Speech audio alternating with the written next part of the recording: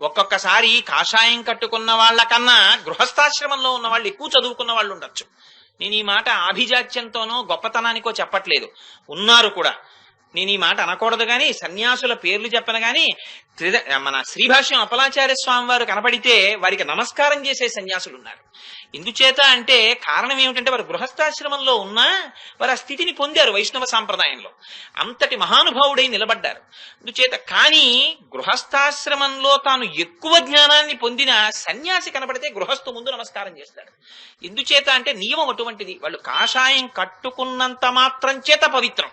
మనందరం సంసారంలో ఉంటే వాళ్ళు తృణప్రాయంగా సంసారాన్ని విడిచిపెట్టారు. విడిచిపెట్టి పరమ పవిత్రమైన కాషాయం కట్టుకున్నారు. మనస్సని జేగురురాయిని గుండ చేశారు. గుండ చేసి మనస్సు లేని స్థితిలో కేవలం భగవంతుణ్ణి నమ్ముకుని ఉండిపోయారు. సన్యాసం అంటే సత్ యందు న్యాసము చెయ్యడం.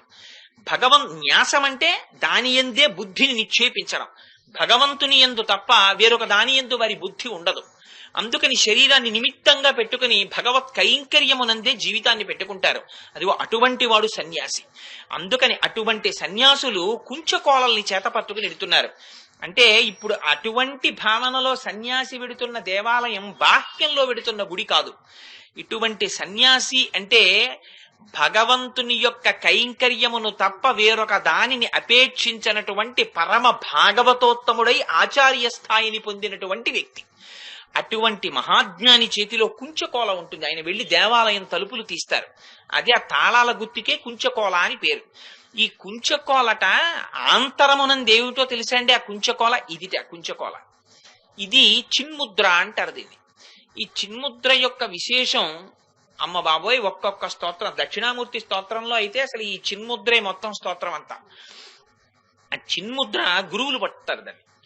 ఆ చిన్ముద్రకి విశేషమైనటువంటి భాష్యం ఉంది. అందులో సత్వరజస్తమో గుణములకు అతీతముగా జీవుడనబడేటటువంటి వాడు సాక్షాత్తు ఆత్మ అనబడేటటువంటి పూర్ణత్వాన్ని చూపించడం అద్వైత సిద్ధాంతం కాదు. కాదు ఈ జీవుణ్ణి ఆత్మకి చేర్చడం విశిష్టాద్వైతం. ఎలా కానివ్వండి, మొత్తం మీద మాత్రం రెండూ కూడా భగవంతుణ్ణి చేర్పించడానికి మార్గాలు. అందుకని ఈ చిన్ముద్ర పడతారు.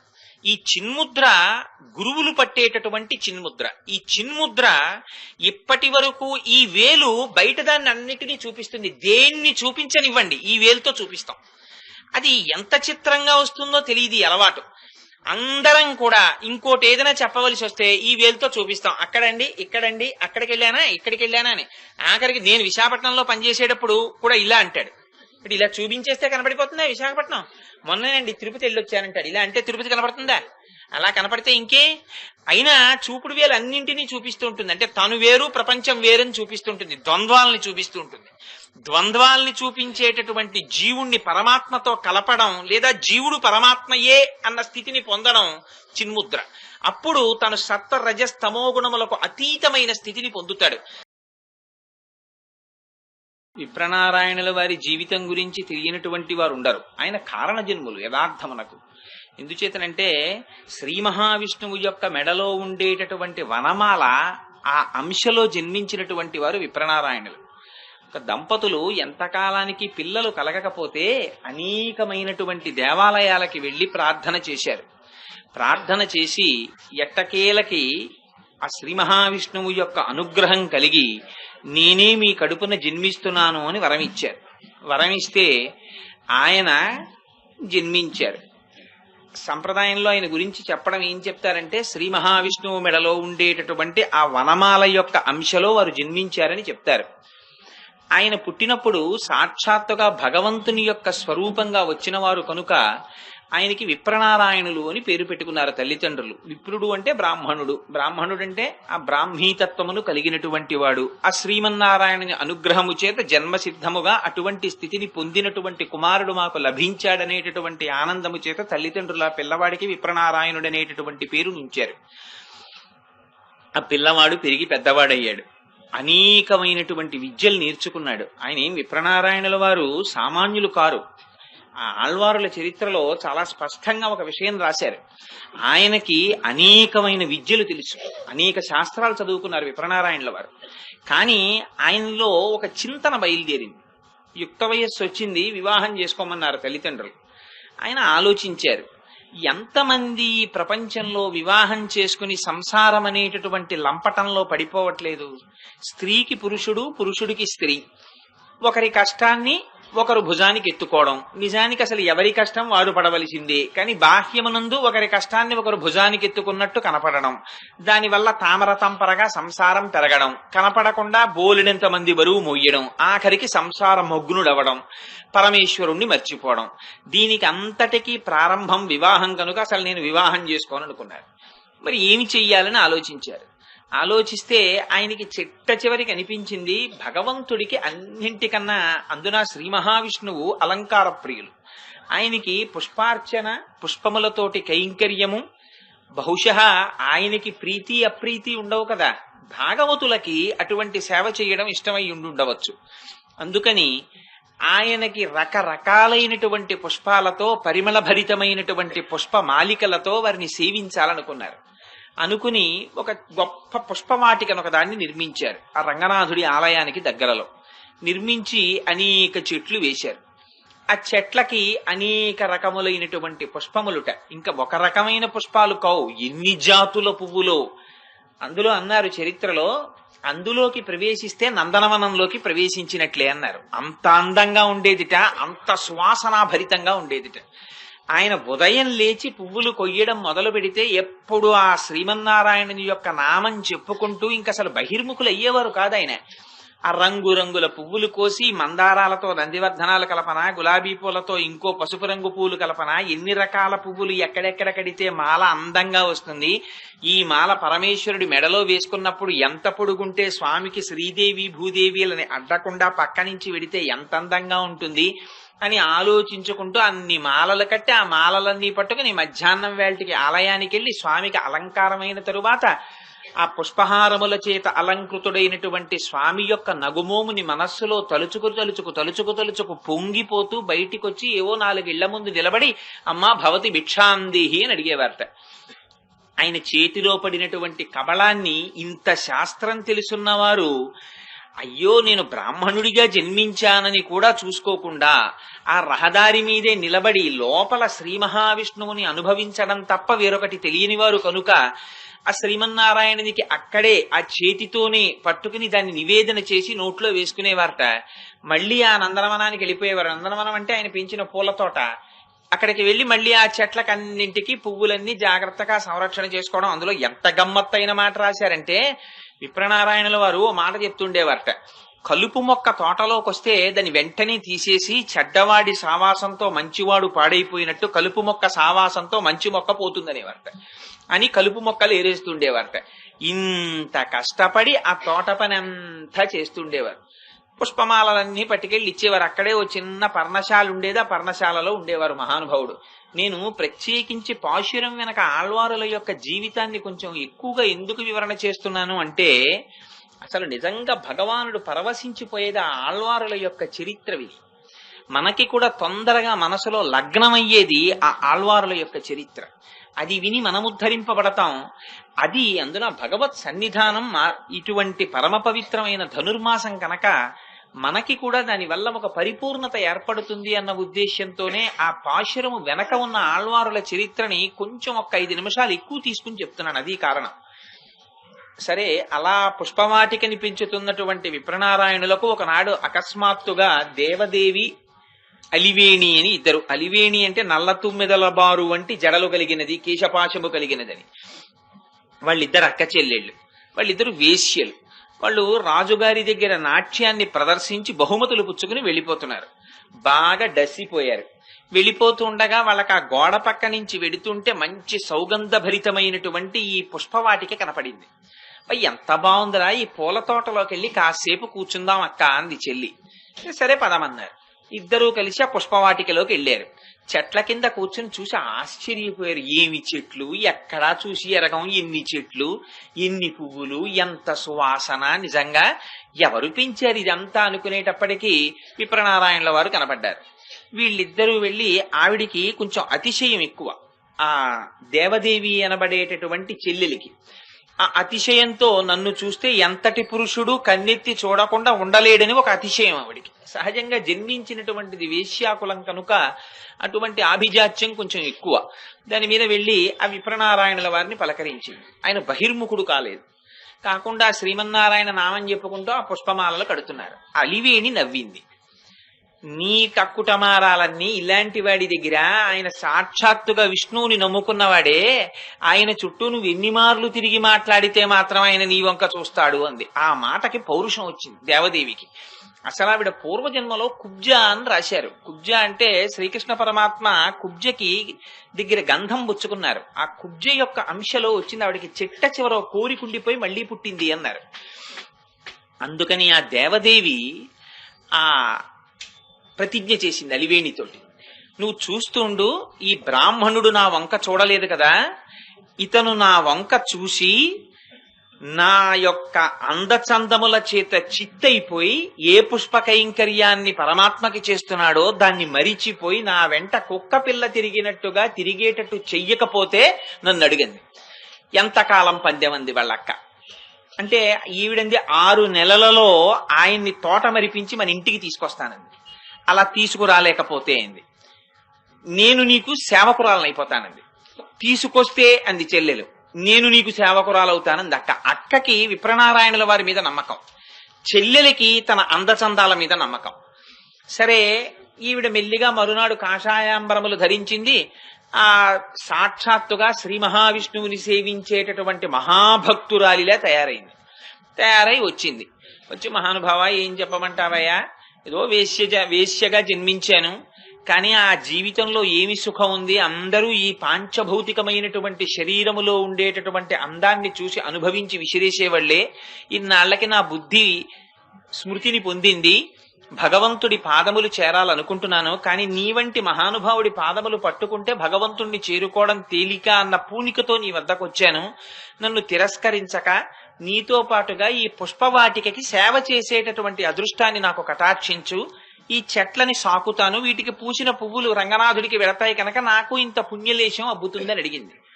ఆవిడ యొక్క బాహ్యమైన స్వరూపం చూసి విప్రనారాయణుల వారు అంగీకరించారు. అయితే ఆళ్వారుల చరిత్రలో గొప్ప అందమైన మాట రాశారు. నాకు ఈ విప్రనారాయణుల వారి చరిత్ర 3-4 మాటలు చదివాను. అసలు ఈ మార్పుకి ఎక్కడి నుంచి వచ్చింది అని 5-6 మాటలు చదివిన తర్వాత ఒక శ్లోకంలో రాశారు రహస్యాన్ని. ప్రతిరోజు పుష్పవాటికకి సేవ చేసేటప్పుడు కూడా దేవదేవి మనస్సులో కోరుకునేదిట, రంగనాథుడా, మా అక్కతో పందెం వేశాను, నన్ను నెగ్గించవలసిన పూచి నీదని. పరమాత్మకి ఎవరు సేవ చేస్తున్నా ఆయనకి ఏమిటి, ఆ పందెం నెగ్గించాలి, ఆ భక్తుల్ని రక్షించడమే ఆయన ప్రయోజనం. దానికి ఆయన ఇంతకైనా దిగజారుతారు. ఆయన అంటే దిగజారుతారన్న మాట నేను ఎందుకు వాడానంటే, మొన్నటి రోజుని చెప్పానే, దెబ్బలు తినడానికి కూడా వెనకాడలేదు మహానుభావుడైన. అందుకని ఒక 6 నెలలు పూర్తవుతుండగా ఈవిడికి బెంగెక్కువైపోతోంది, రంగనాథుడి పట్ల ఆర్తి పెరిగిపోతోంది. స్వామి, నువ్వే రక్షించాలి, ఈయన కన్నెత్తి నన్ను చూడడు, ఎలా నేను ఈయన్ని వశం చేసుకోవడం అని భగవంతుడు కటాక్షించాడు. ఎలాగైనా సరే ఈవిడ గెలిచే మార్గం ఏర్పాటు చెయ్యాలి అనుకున్నాడు. పైగా ఈవిడ క్రిందటి జన్మలో కుబ్జ అంటే కంసుడి పనుపున త్రివక్ర 3 వంకరలతో ఉండేది. కృష్ణ పరమాత్మ మధురానగరంలోకి రాగానే కంసుడికి గంధం పట్టికెడుతోంది పళ్ళెంలో. పట్టికెడుతుంటే ఈయన చూసి, ఎవరికి పట్టికెడుతున్నావు గంధం అని అడిగారు. చక్కని వాడవౌదు సరసంబుల నొంచకు ఎల్లవారికిన్ చక్కదనంబులెక్కడివి, చారు శరీర నన్ను త్రివక్రయండ్రు తే నిక్కము కంసుదాసిని వినిర్మల లేపన విద్యదాన నన్మిక్కిలి రాజుమెచ్చు తగమీరు విలేపనముల్ గ్రహింపరే అని. నీ అంత అందం నాకెక్కడొస్తుంది లేవయ్యా, కంసుడికి నేనంటే చాలా ఇష్టం, నేను తీసిన గంధం ఇష్టం, నువ్వు కూడా కొంచెం గంధం తీసుకో అంది. అంటే కృష్ణ పరమాత్మ ఎంతో సంతోషంగా చందనం తీసి రాసుకున్నారు. చందనం, వందనం ఈ 2 పరమాత్మకి చాలా ప్రీతి. అందుకని ఆ చందనం తీసి రాసుకున్నటువంటి పుణ్యానికి తన కాలితో ఆవిడ కాలు తొక్కిపట్టి 2 వేళ్లతో ముఖాన్ని పైకెత్తారు. ఆవిడలో ఉన్న 3 వంకరలు పోయి పరమాత్మ యొక్క హస్తస్పర్శ చేత అపారమైన సౌందర్య రాశి అయిపోయింది. ఆవిడ కోరుకుంది, నువ్వు ఇంత అందగాడివి కదా, నాకు యవ్వనం వచ్చింది కదా, నువ్వు వచ్చి నాతో పాటు రమించవలసినది అని. సరే, అది బ్రహ్మానంద స్థితిలో అని పెద్దలు అన్నారు.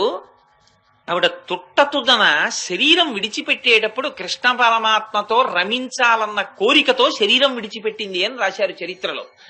అందుచేత ఆ కోరిక ఉండిపోయింది కాబట్టి కేవలం ఆ కోరిక తీర్చుకోవడానికి మళ్ళీ దేవదేవిగా వచ్చింది. వచ్చి ఆ వనమాల అంశ అయినటువంటి విప్రనారాయణుల వారి దగ్గరికి చేరింది. చేరడంలో ఒక రోజున విశేషమైన వాన పడుతోంది. పర్ణశాలలోకి రానిచ్చేవారు కాదు విప్రనారాయణుల వారు, ఎందుకైనా మంచిది స్త్రీ అని. ఆ జాగ్రత్త, ఆ నియమం మంచివే, కట్టుబాటు ఉండగా విశేషమైన వర్షం పడుతోంది. అయ్యో పాపం, నాతో పాటు పుష్పవాటికకి కైంకర్యం చేస్తోంది, ఏం తడిసిపోతోందో అని బయటికి వచ్చారు. అని ఎంత అందమైన మాట రాశారంటే ఆ శ్లోకాల్లో, నువ్వు నాలాగే భగవంతుని యొక్క కైంకర్యం చేస్తున్న దానివి, నేను నీలో చూస్తున్నది కేవలం భగవత్ కైంకర్యం చేసేటటువంటి ఉపాధిని చూస్తున్నాను.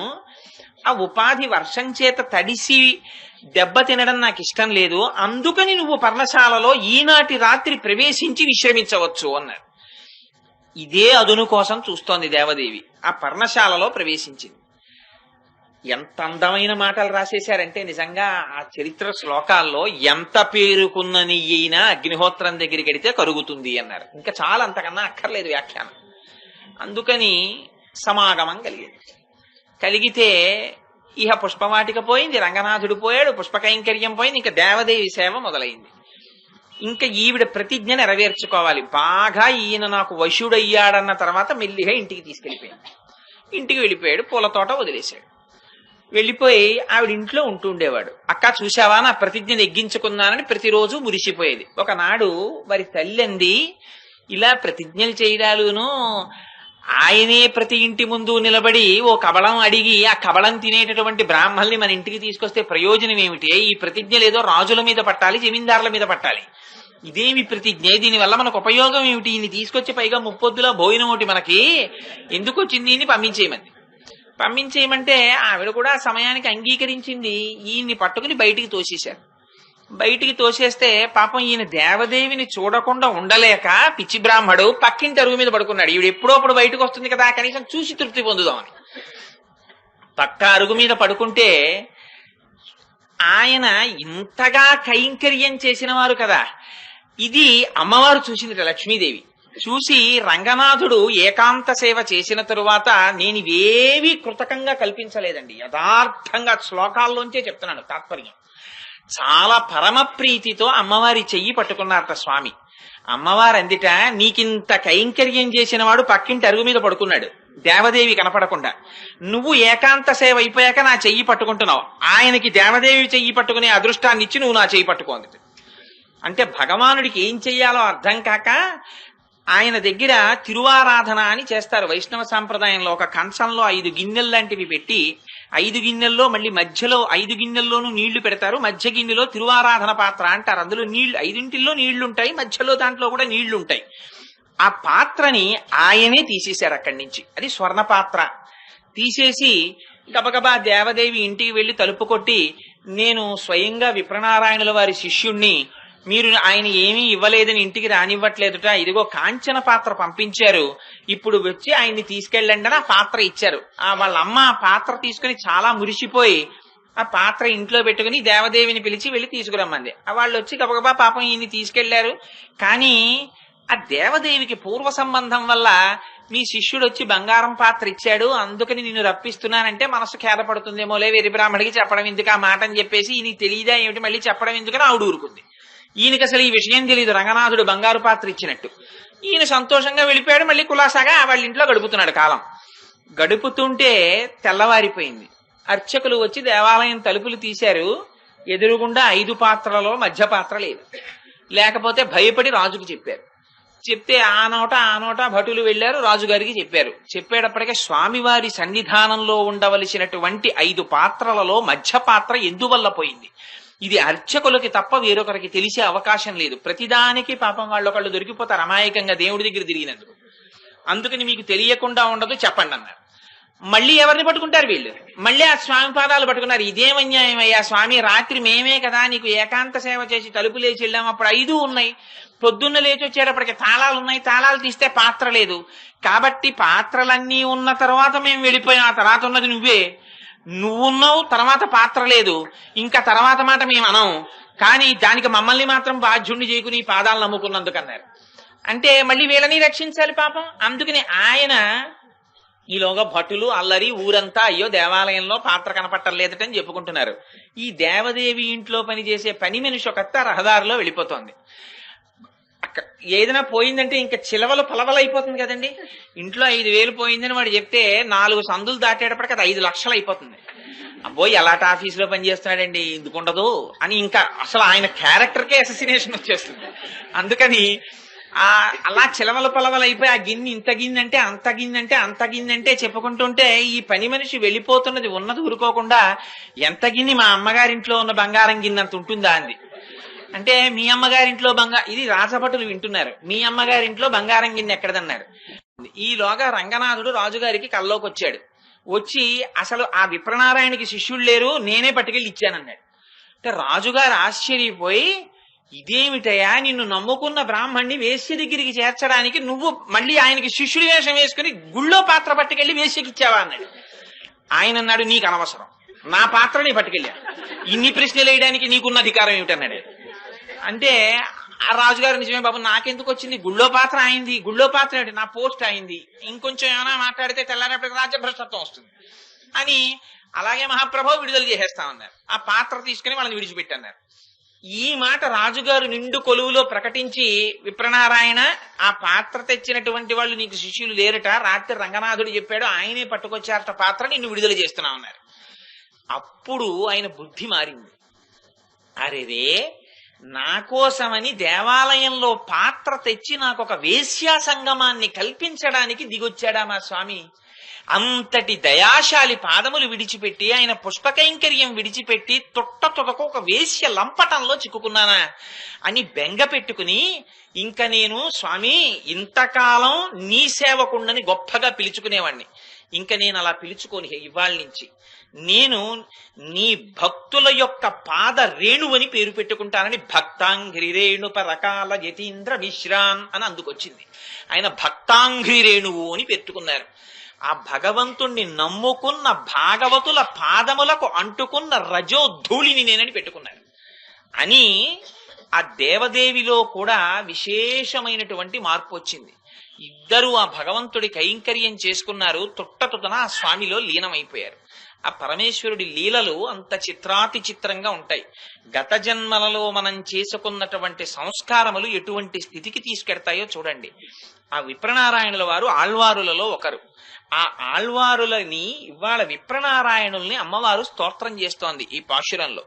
అందుచేత పెరటిలో పూలతోట, దిగుడు బావి, అందులో తామర పువ్వులు, నల్ల కలువలు, ఈ మాటలన్నీ ప్రస్తావన చేస్తోంది. ఎందుకని విప్రనారాయణుల వారు పెంచినటువంటి పూలతోటని పుష్పకైంకర్యాన్ని మనసులో పెట్టుకుని మాట్లాడుతోంది ఈ మాటలు.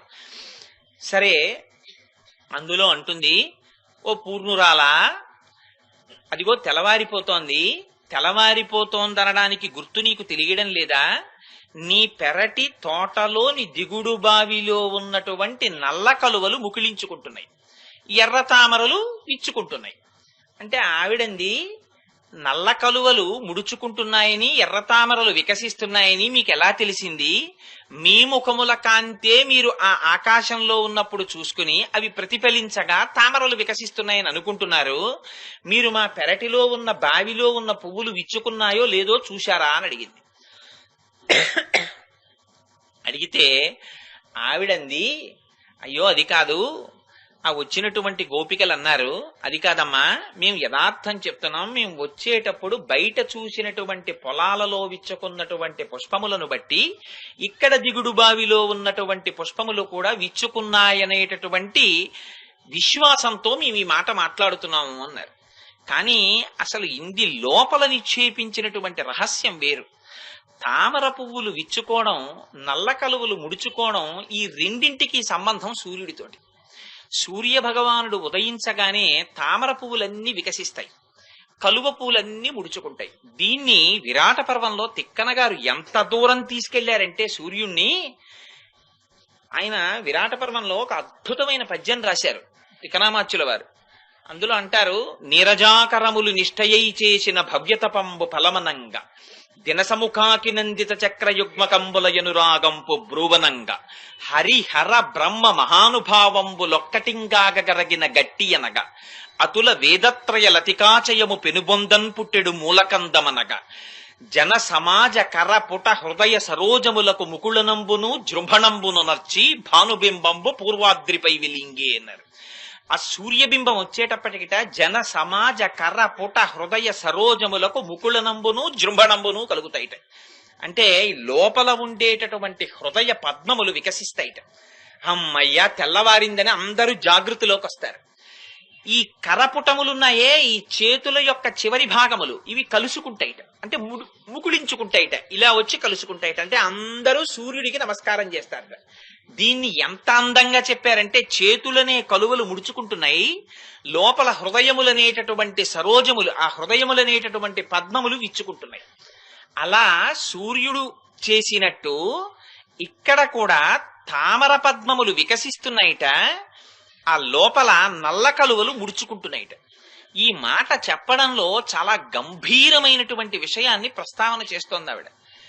కేవలం పుష్పవాటికని పెంచి పూలతో పరమేశ్వరుని యొక్క కైంకర్యం అనేటటువంటి భాగ్యాన్ని చేపట్టి బాహ్య ప్రపంచమును మరచినటువంటి ఆ విప్రనారాయణులలా ఇక్కడ ఈ గోపిక కూడా ఇంద్రియములనేటటువంటి నల్ల కలువలు ముడుచుకుంటున్నాయి. అంటే ఇంద్రియములు తాము చెయ్యవలసినటువంటి పనులు చెయ్యడం మానేసాయి. లేవా ఇంద్రియాలు? ఇంద్రియాలున్నాయి, కానీ ఆవిడ చూడడానికి జాగృతిలో ఉన్నట్టే ఉంటుంది, కానీ ఇంద్రియములు పనిచెయ్యవు. ఎందుచేత? కారణం పద్మములు వికసించాయి. పద్మములు వికసించడం అంటే మనకి ఈ కింద ఉండేటటువంటి గుదస్థానము దగ్గర నుంచి శిరస్సులోని సహస్రారము వరకు షట్చక్రములుంటాయి. అవే మూలాధారము, స్వాధిష్టానము, అనాహతము, మణిపూరము, అనాహతము, విశుద్ధి, ఆజ్ఞ, సహస్రారము అని. ఈ కుండలిని కదిపినటువంటి వాళ్ళు కుండలిని ఒక్కొక్క చక్రం పైకెక్కుతుంటే షట్చక్ర భేదనం చేస్తూ ఆ కుండలిని పైకెక్కి సహస్రారంలో పరమశివ పర్యంక నిలయామ్మని ఆయన తొడ మీద కూర్చున్నప్పుడు అమ్మవారి పాదములలోంచి పడినటువంటి అమృత వర్షము చేత యోగి యొక్క 72,000 నాడులు తడిసిపోతాయి. అది శ్రీ విద్యా రహస్యం. అది అందరూ చెయ్యగలిగినది కాదు, గురువులు దొరికినటువంటి వాళ్ళు మాత్రమే చేయగలుగుతారు.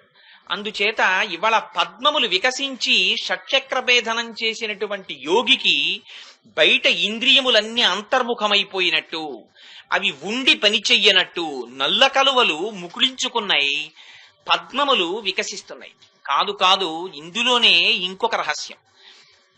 ఇవన్నీ ఎక్కడ జరుగుతున్నాయి? పెరటిలో ఉన్నటువంటి దిగుడు బావిలో జరుగుతున్నాయి. ఈ పువ్వులు ఎక్కడున్నాయి? దిగుడు బావిలో ఉన్నాయి. ఈ దిగుడు బావి ఎక్కడుంది? పెరట్లో ఉంది. ఆ పెరడెక్కడుంది? ఈ గోపిక యొక్క ఇంటిలో ఉంది. పెరడంటే ఏమిటి? పూలతోట. ఆ పూలతోట ఏమిటి? అది ఉద్యానవనం. ఉద్యానవనం అంటే ఏమిటి? ప్రమదావనం. ప్రమదావనం అంటే వాళ్ళకి ఆనందం కలగడం కోసం తిరిగేటటువంటి ప్రదేశం. అటువంటి ప్రదేశంలో తిరుగుతున్నప్పుడు ఏమవుతోంది? నల్ల కలువలు ముకిలిస్తున్నాయి, పద్మములు వికసిస్తున్నాయి. అంటే భగవంతుని యందు మనస్సు లగ్నమైపోతుంటే భక్తితో కళ్ళు చూడడం మానేస్తాయి. కళ్ళు చూడవా అంటే కళ్ళు తెరిచే ఉంటాడు, కానీ కన్నుకి చూడడం ధర్మం కాబట్టి చూస్తుంది. కన్ను చూడదా అండి అంటే చూస్తుంది, కానీ చూసిన దాన్ని గ్రహించేది మనస్సు. ఇప్పుడు నేను ఇలా ఉన్నాననుకోండి, ఇప్పుడు నేను చెప్తుండగా మీ అందరినీ చూస్తూ ఉంటాను. ఒక్కొక్కసారి ఉపన్యాసం అయిపోయిన తర్వాత ఇక్కడే ఎక్కడో కూర్చున్న వాళ్ళని రేపు పొద్దున్న కనపడితే, ఏమంటే మీరు నిన్న లెక్చర్కి వచ్చామంటే, అబ్బో వచ్చారేంటి చాలా సంతోషం అంటే, యథార్థంగా అలా జరిగిన సంఘటనలు ఉంటాయి ఒక్కొక్కసారి. అదేమిటి ఈయన ఎదురుగుండానే కదా కూర్చున్నాం అని అనుకుంటారు, కానీ మనస్సు వాటి మీదే లగ్నమైతే లోపల నుంచి ఇంకొక భావం వాక్కుగా ఎలా వస్తుంది? చేత మనస్సు వేరొక విషయం మీద లగ్నం అవ్వాలి. చూడడం కంటికి ధర్మం గనక చూసినట్టు కనపడుతుంది, కానీ కంటితోటి చూసినవి లోపల మనస్సులో పడితే మనస్సులోకి వేరొక వస్తువు నిలబడదు. అది నిలబడకపోతే దానికి సంబంధించిన వాగ్ధార నడవదు. అందుకని చూసినట్టు కన్నుంటుంది, కానీ మనస్సు వేరొక దాని మీద ఉంటుంది. అలా కంటికి చూడడం ధర్మమైనట్లు కన్ను చూస్తుంది, చెవుకు వినడం ధర్మమైనట్టు ఆ శబ్దములేవో చెవిలో పడుతుంటాయి కానీ గ్రహింపబడవు. స్పర్శకి అలవాటైనట్టు ఏవో తగులుతాయి కానీ ఇది గ్రహించదు. ఆ స్థితిని పొందుతారు భక్తిలో. అది తీవ్రమైన వ్యగ్రతని పొందేస్తే అటువంటి స్థితిలో ఏమవుతుందంటే తాను చేస్తున్న పనిలో ఎంత ప్రమాదం ఏర్పడుతోందో కూడా చూసుకోడు. అటువంటి స్థితిని పొందారు భక్తులు. ఇదిగో అది మంత్రము యొక్క అర్థమునందు రమించడం వల్ల అవచ్చు, కొందరు పాట పాడడం వల్ల అవచ్చు. అందుకే పాట నాదోపాసనం అన్నారు. అటువంటి ఉపాసన మంత్రోపాసన కావచ్చు, నాదోపాసన కావచ్చు, భక్తి కావచ్చు, ఏదైనా కావచ్చు, అందులో ఒక్కొక్కసారి లయమైపోతుంది మనస్సు. దీనికి మీకు ఒక ఉదాహరణ చెప్తాను. యథార్థముగా జరిగినటువంటిది. పూర్వకాలంలో గోరాకుంభారణ ఒక ఆయన ఉండేవారు. ఆయన ఎంత పాండురంగడి భక్తుడంటే జన్మతః వచ్చింది. అందుకే భక్తికి యాడ్ స్టిక్ లేదు. ఇది చేస్తే భక్తి వస్తుంది అని చెప్పడం కుదరదు. నేను భక్తి చేస్తున్నాను అన్న మాట కన్నా అబద్ధం లేదు. నేను నిన్నటి నుంచి ఇంకా చాలా భక్తిగా ఉంటున్నానంటే ఇట్స్ ఎ ఫాల్స్ స్టేట్మెంట్. నిన్నటి నుంచి భక్తిగా ఉండడం ఏమిటి? నీ అంత నువ్వుగా భక్తితో ఉండలేవు. నిన్నటి నుంచి మా ఆవిడ్ని ప్రేమిస్తున్నానండి అని ఎవడండవు. భార్యని ప్రేమించడం అనేటటువంటిది నీకు తెలియకుండా ప్రారంభమైపోతుంది. అది ఎప్పుడు ప్రారంభమైంది అన్నది నీకు తెలియదు. పువ్వులో వాసన ఎప్పుడు వచ్చింది నీకు తెలియదు. పువ్వులోకి వాసన ఎప్పుడు వస్తోందో కనిపెట్టగలిగిన వాడు ఉన్నాడా? తెలియదు. నిప్పులోకి వేడెప్పుడు వచ్చింది చెప్పగలిగిన వాడు ఉండడు. అది సహజ ధర్మాలు. అలా ప్రేమించడం అనేటటువంటిది కూడా సహజ ధర్మం, భక్తి కూడా సహజ ధర్మం. అది ఒక్కొక్కరి యందు వారు పుస్తకాలు చదివారా, జ్ఞానముందా, గురువులు శుశ్రూష చేశారా, ఇవి కాదు. ఒక్కొక్కరికి ఆ పరమేశ్వరుడితో అటువంటి అనుబంధం పెట్టేసుకుంటారు. ఆ అనుబంధం పెట్టుకోవడంలో మనకి చూడడానికి చాలా తక్కువ వారిలా కనిపిస్తారు, ఏమీ చదువుకోని వారిలా కనపడతాను. కానీ వారి నిజంగా అంతరమునందు పరిశోధన చేసి నిలబడితే వారి భక్తి ముందు భక్తుడులా కనపడినటువంటి వాడు ఎక్కడో ఉంటాడు అడుక్కెళ్ళి, ఈయన పేరు పైన ఉంటుంది. చాలా ఆశ్చర్యంగా ఉంటాయి అవి. గోరాకుంభార్ కేవలం కుండలు చేసుకునేవాడు. ఆయన ఆ కుండలు చేసుకునేవాడు, కానీ పాండురంగడి మీద విశేషమైన భక్తి. ఎంత భక్తి అంటే ఆ మట్టి తొక్కుతూ ఉండేవాడు, నీళ్లు పోస్తుండేవాడు, ఆ కుండ చేస్తుండేవాడు, అగ్ని మీద కాల్చేవాడు. ఏది చేస్తున్నా తన వృత్తిలో ఆహా నా మనస్సు ఇలాగే గట్టిగా మట్టిలా ఉంటుందనేవాడు. నీళ్లు పోస్తే భక్తి తగిలితే ఇలా ఆర్ద్రం అవుతుందనేవాడు. పరమాత్మ ఇలాగే ఉపాదాన కారణమై ఈ మట్టితో నామరూపాత్మకమైనటువంటి జగత్తు ఒక్క మట్టితో ఏర్పడినట్టే బ్రహ్మముతో ఏర్పడుతోందనేవాడు. అగ్నిహోత్రంతో కాల్చిన తర్వాత గట్టి పడ్డట్టు జ్ఞానమనే అగ్ని తగిలితే లోపల బాగా నిలబడుతుందనుకునేవాడు. ఇలా రకరకాల భావనలు చేస్తూ ఆ కుండలు తయారు చేసేవాడు, కుండలు అమ్ముకునేవాడు. ఇంత చిత్రంగా భక్తితో ఏది చేస్తున్నా భక్తే. ఇలాంటి వాడి కొడుకు విఠు అని ఉండేవాడు, ఏడాది పిల్లాడు. అతనికి మొదటి ఏడాది పుట్టినరోజు చేస్తున్నారు. భార్య పక్కనున్న ఏటికి నీళ్లు తేవడానికి ఎడుతూ, ఏమండి పిల్లాడిని ఇదిగో ఇక్కడ కొత్త బట్టలు వేసి వదిలేను, కొంచెం పిల్లాడిని జాగ్రత్తగా చూస్తూ ఉండని ఏటి దగ్గరికి నీళ్లు తేవడానికి వెళ్ళింది. ఆ మాట అసలు ఈయనకి వినపడలేదు. ఎందుకంటే ఈయన అప్పటికి మట్టి తొక్కుకుంటున్నారు. మట్టి తొక్కుకుంటూ పాండురంగడి సంకీర్తన చేసుకుంటున్నాడు ఆయన. అందుకని వినపడలేదు. మీకు ఇందాక చెప్పాను ఒక్కొక్కసారి వినపడదని. ఆ సంకీర్తన చెయ్యడంలో ఆ మట్టి తొక్కుతున్నాడు, అపారమైనటువంటి ఆనందాన్ని లోపల అనుభవించేస్తూ ఆ పాండురంగడి దర్శనం కళ్ళతో చేస్తున్నాడు. అందుకని పైన కనపడుతున్నది కనపట్టలేదు. ఆ ఆనందంతో నృత్యం చేసేస్తున్నాడు, మట్టి తొక్కేస్తున్నాడు, కాళ్ళ కింద ఏమి తొక్కేస్తున్నాడో తెలియట్లేదు. ఈ పరిస్థితుల్లో ఆ పిల్లవాడు అమ్మ వెళ్ళిపోయింది బింది పట్టుకుని. నాన్న అంత తాండవం చేసేస్తుంటే వాడికి ఏం ఆనందం కలిగిందో వాడు గబగబా వచ్చాడు ఆ మట్టి దగ్గరికి. చిన్న పిల్లాడు, నాన్నగారు ఎత్తుకోండి ఎత్తుకోండి అని అడిగాడు. అడిగితే గోరాకుంభారు వినే స్థితిలో లేడు. ఆయన మట్టి తొక్కుతూ తాండవం చేస్తున్నాడు. ఆ పిల్లవాడు తండ్రి కాళ్ళు పట్టుకుందామని లేచి నిలబడి కాళ్ళు పట్టుకోబోయి మట్టిలో పడ్డాడు. పడితే ఈ పిల్లవాడు పడిపోవడం చూసుకోక పాండురంగడి కీర్తనలో లయమైపోయినటువంటి మనస్సుతో ఉన్న గోర ఆ పిల్లాన్ని తొక్కేశాడు. తొక్కేస్తే ఆ మట్టిలోకి వెళ్ళిపోయాడు పిల్లాడు. వెళ్ళిపోయి ఊపిరి కోసం వాడరుస్తున్నాడు. వాడు అరుపులు ఈయన చెవిలో పట్టలేదు. తొక్కేశాడు తొక్కేశాడు తొక్కేశాడు, పిల్లవాడు చచ్చిపోయాడు. ఇంకా తొక్కేస్తున్నాడు, వాడి ఎముకలు బయటికి పొడుచుకొచ్చి రక్తం కలిసిపోయి మట్టి ఎరిపెక్కిపోయింది. భార్య నీళ్ళట్టుకొచ్చింది, పిల్లాడి కోసం వెతికింది. ఏమంటే పిల్లాడి ఏడి అని అడుగుదామని అక్కడికి వచ్చింది. మట్టి అంతా రక్తంతో ఉంది. ఏమిటిదని చెప్పి చూసింది. పిల్లవాడి శవం తేలుతోంది. ఒక కాళ్ళు తొక్కితే తల, తల తొక్కితే కాళ్ళు.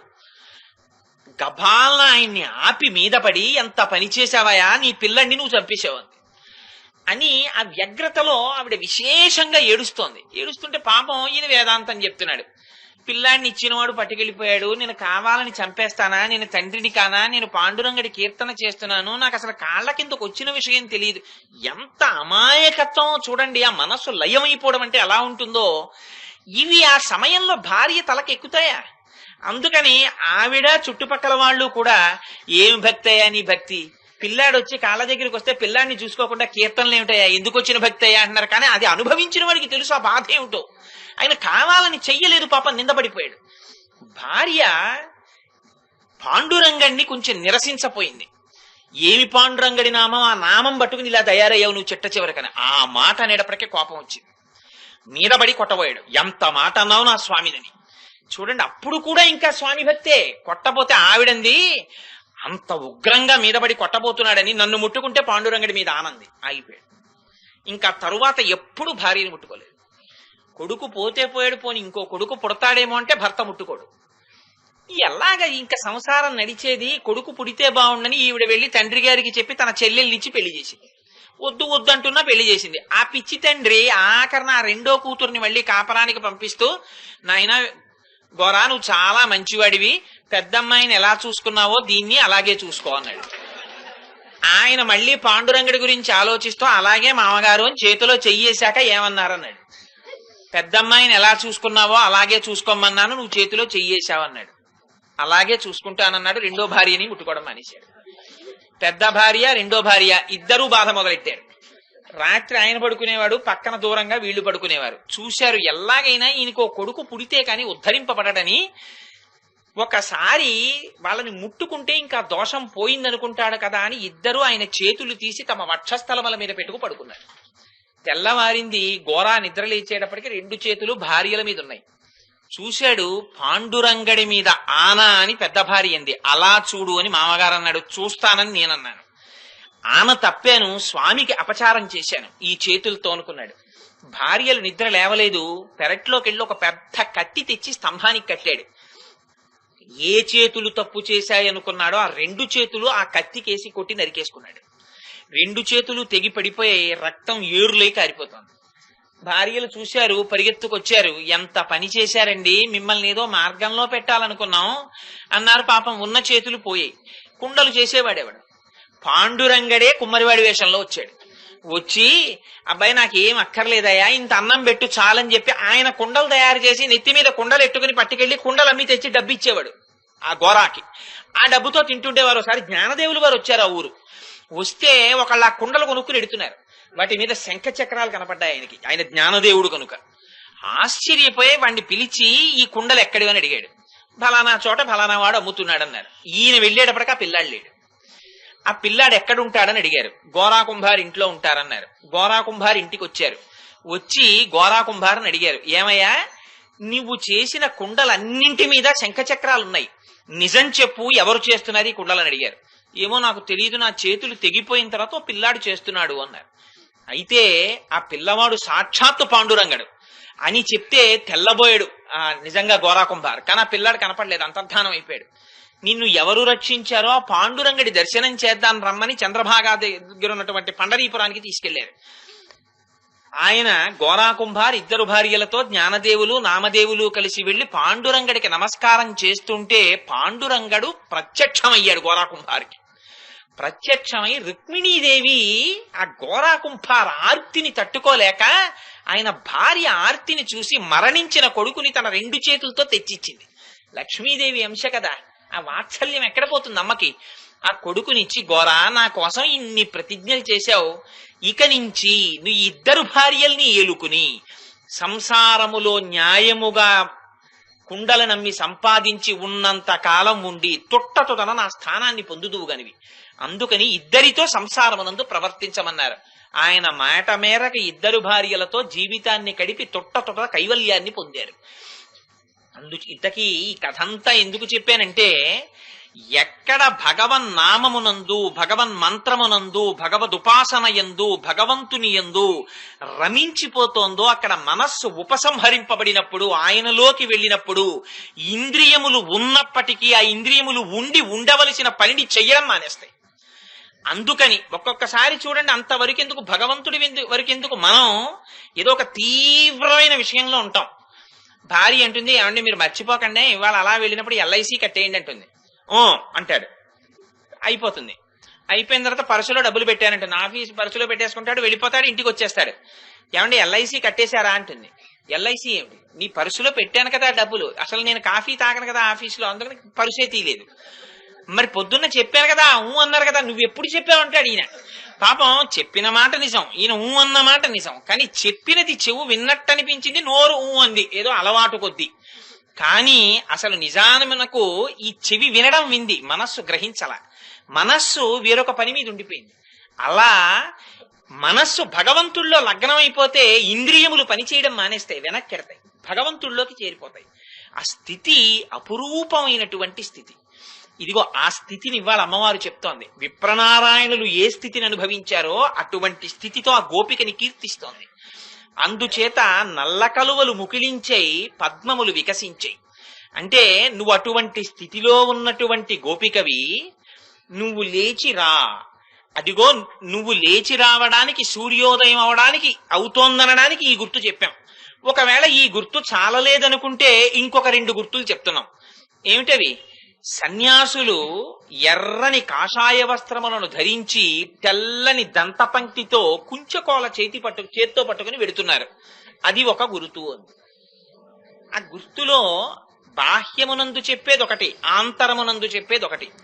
దేవాలయాలకి సన్యాసులు అక్కడ జరగవలసినటువంటి, ప్రతిరోజు జరగవలసిన విశేష కార్యక్రమాల్ని నిర్వహించడానికి వాళ్ళు ధర్మకర్తృత్వం వహించడం అనేటటువంటిది ఒక సాంప్రదాయం ఉందిటే. తిరుమలలో ఇప్పటికీ జియంగారులు వస్తుంటారు. శుక్రవారం నాడు పూరాభిషేకం జరిగే ముందు అప్పుడప్పుడు మాడ వీధుల్లోనూ మనకు కనపడతారు. ఎప్పుడైనా తిరుమల వెడితే దర్శనం ఇస్తారు. ఆ త్రిదండం చేత్తో పట్టుకుని, తెల్లటి పతాకం పట్టుకుని వెనక శిష్యులు వస్తుంటారు, ఆ మాడ వీధుల్లో తిరుగుతుంటారు. ఆ జియంగారులు వాళ్ళు ఆధ్వర్యం వహిస్తారు పూరాభిషేకానికి కూడా. ఎందుచేత అంటే సన్యాసి అయితే మరింత జాగ్రత్తగా దేవాలయంలో జరగవలసిన క్రతువుని జరిపిస్తాడు అని పెద్దలు బహుశా నిర్ణయించి ఉండవచ్చు. కొన్ని పెద్ద పెద్ద దేవాలయ, తిరుమల, శ్రీరంగం వంటి చోట్ల ఈ సంప్రదాయం ఉందిటే. అందుకని అలా అటువంటి సన్యాసులు తెల్లవారేసరికి దేవాలయంలో అర్చన ప్రారంభం కావాలి కాబట్టి కుంచకోల చేత పట్టుకుని వెడుతున్నారట. ఇది ఒక గుర్తు, నిజం కూడా. మీరు ఎప్పుడైనా తిరుమల వెడితే చూడొచ్చు, ఇప్పటికీ కూడా కొంచెం దాని మీద శ్రద్ధ ఉంటే దర్శనం చెయ్యొచ్చు. తెల్లవారకట్ట మొట్టమొదట మేళతాళాలు ప్రధాన అర్చకుడి ఇంటికి వెడతాయి. వెడితే ఆయన కుంచుకోల చేత పట్టుకుని వస్తారు ఆలయం తలుపులు తెరవడానికి. వచ్చేటప్పుడు మేళతాళాలతో తీసుకొస్తారు ఆయన్ని. సరే, ఆ సుప్రభాత సేవ, దాని వెనకాతలు ఉండే రహస్యాలు, ఆ తరువాత వీళ్ళు లోపలికి వెళ్ళడం, వెళ్ళిన తర్వాత ఆ తాళాలు తీయడం, బ్రహ్మగారు పాదాలు కడగడానికి అక్కడ నీళ్లు పెట్టడం, సుప్రభాతం దగ్గరే తీర్థం ఇవ్వడం, అవన్నీ ఇప్పుడు తిరుమలకి సంబంధించిన విశేషాలు మొదలు పెడితే తిరుప్పావై తిరుమల అవుతుంది కాబట్టి దాని లోపలికి వద్దనుకోండి. అందుచేత ఆ కుంచకోలని పట్టుకుని సన్యాసులు వెడుతూ ఉండడాన్ని ఒక గుర్తుగా చెప్తోంది తల్లి. వాళ్ళకి 2 విశేషణాలు చెప్పింది. వాళ్ళు కాషాయాంబరధారులయ్యుండుట, తెల్లని దంతపంక్తిని కలిగి ఉండుట అంది. కాషాయాంబరాన్ని ధరించడం వెనకాతల ఒక అద్భుతమైనటువంటి విశేషాన్ని చెప్పారు. కాషాయం ఎందుకు ధరిస్తారు అంటే వారి మనస్సు లయం అవుతుంది, మన మనస్సు లయం అవ్వదు, అంతే తేడా. అందుకని కాషాయం పవిత్రం. వారికి మనస్సు లేదు. మనస్సు లేదంటే మనస్సు లేకపోవడం కాఠిన్యానికి గుర్తని కాదు. మన మనస్సు ఎక్కడుంటుందంటే మనస్సే సంసారం. సంసారమునందు మనం ప్రవర్తిస్తాం. మనస్సే రాగద్వేషాలను ఏర్పాటు చేస్తుంది. వాళ్ళు ఈ ద్వంద్వములకు అతీతులు కావడానికి ఏం చేస్తారంటే కాషాయం కడతారు. ఈ కాషాయం కట్టడంలో కూడా ఏం చేస్తారంటే జేగురురాళ్ళని తీసుకెళ్లి, మీరు ఎప్పుడైనా ఆశ్రమాల్లో చూడవచ్చు. నేను 1-2 సందర్భాల్లో విశాఖపట్నం శారదాపీఠంలోనూ అక్కడ చూశాను. ఎక్కడ పెద్దగా సంచారానికి వెళ్ళవలసిన అవసరం అవి లేనప్పుడు ఎప్పుడైనా ఆశ్రమాల్లో ఉండిపోతే వాళ్ళకి కూడా పెట్టినప్పుడు ఒక్కొక్కసారి తెల్లబట్టలు పెడతారు. వాటిని ఏం చేస్తారంటే పరిచేసుకుని పీఠాధిపతులు ఆ జేగుర్రాళ్ళు తీసుకొచ్చి గుండ కొట్టుకుంటారు. గుండ కొట్టుకుని అందులో నీళ్లు కలిపి, ఆ మంత్రములు ఏం చదువుతారన్నది మనకి తెలియదు కానీ ఆ మంత్రములు చదువుతూ ఆ నీళ్లు తీసి బట్ట మీద చల్లుతూ ఆ బట్ట మీద అద్దుతారు. అద్ది దాన్ని పిడిచి ఆరేస్తే కొత్తగా మొదట్లో కట్టుకునేటప్పుడు చాలా ముదురు కాషాయ వర్ణం వచ్చేస్తుంటుంది. ఆ బట్ట అక్కడక్కడ కొంచెం అచ్చులొచ్చులుగా కూడా ఉంటుంది. ఆరవేసి అది ఎండిన తర్వాత ఆ బట్ట కట్టుకుంటూ ఉంటారు.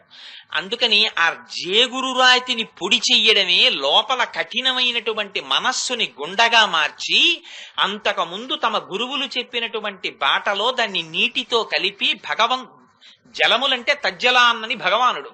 భగవానుడితో కలిపి మనస్సుని భగవంతుని యందే పెట్టి ఆ వస్త్రమునకు అద్దుకోవడము అంటే ఈ పైన ఉండేటటువంటి దేహము, ఈ అంబరము సర్వకాలముల యందు భగవత్ ప్రీతి కొరకు మాత్రమే పవిత్రముగా ఉపయోగపడుతుందనేటటువంటి భావనని కలిగి ఉండుట.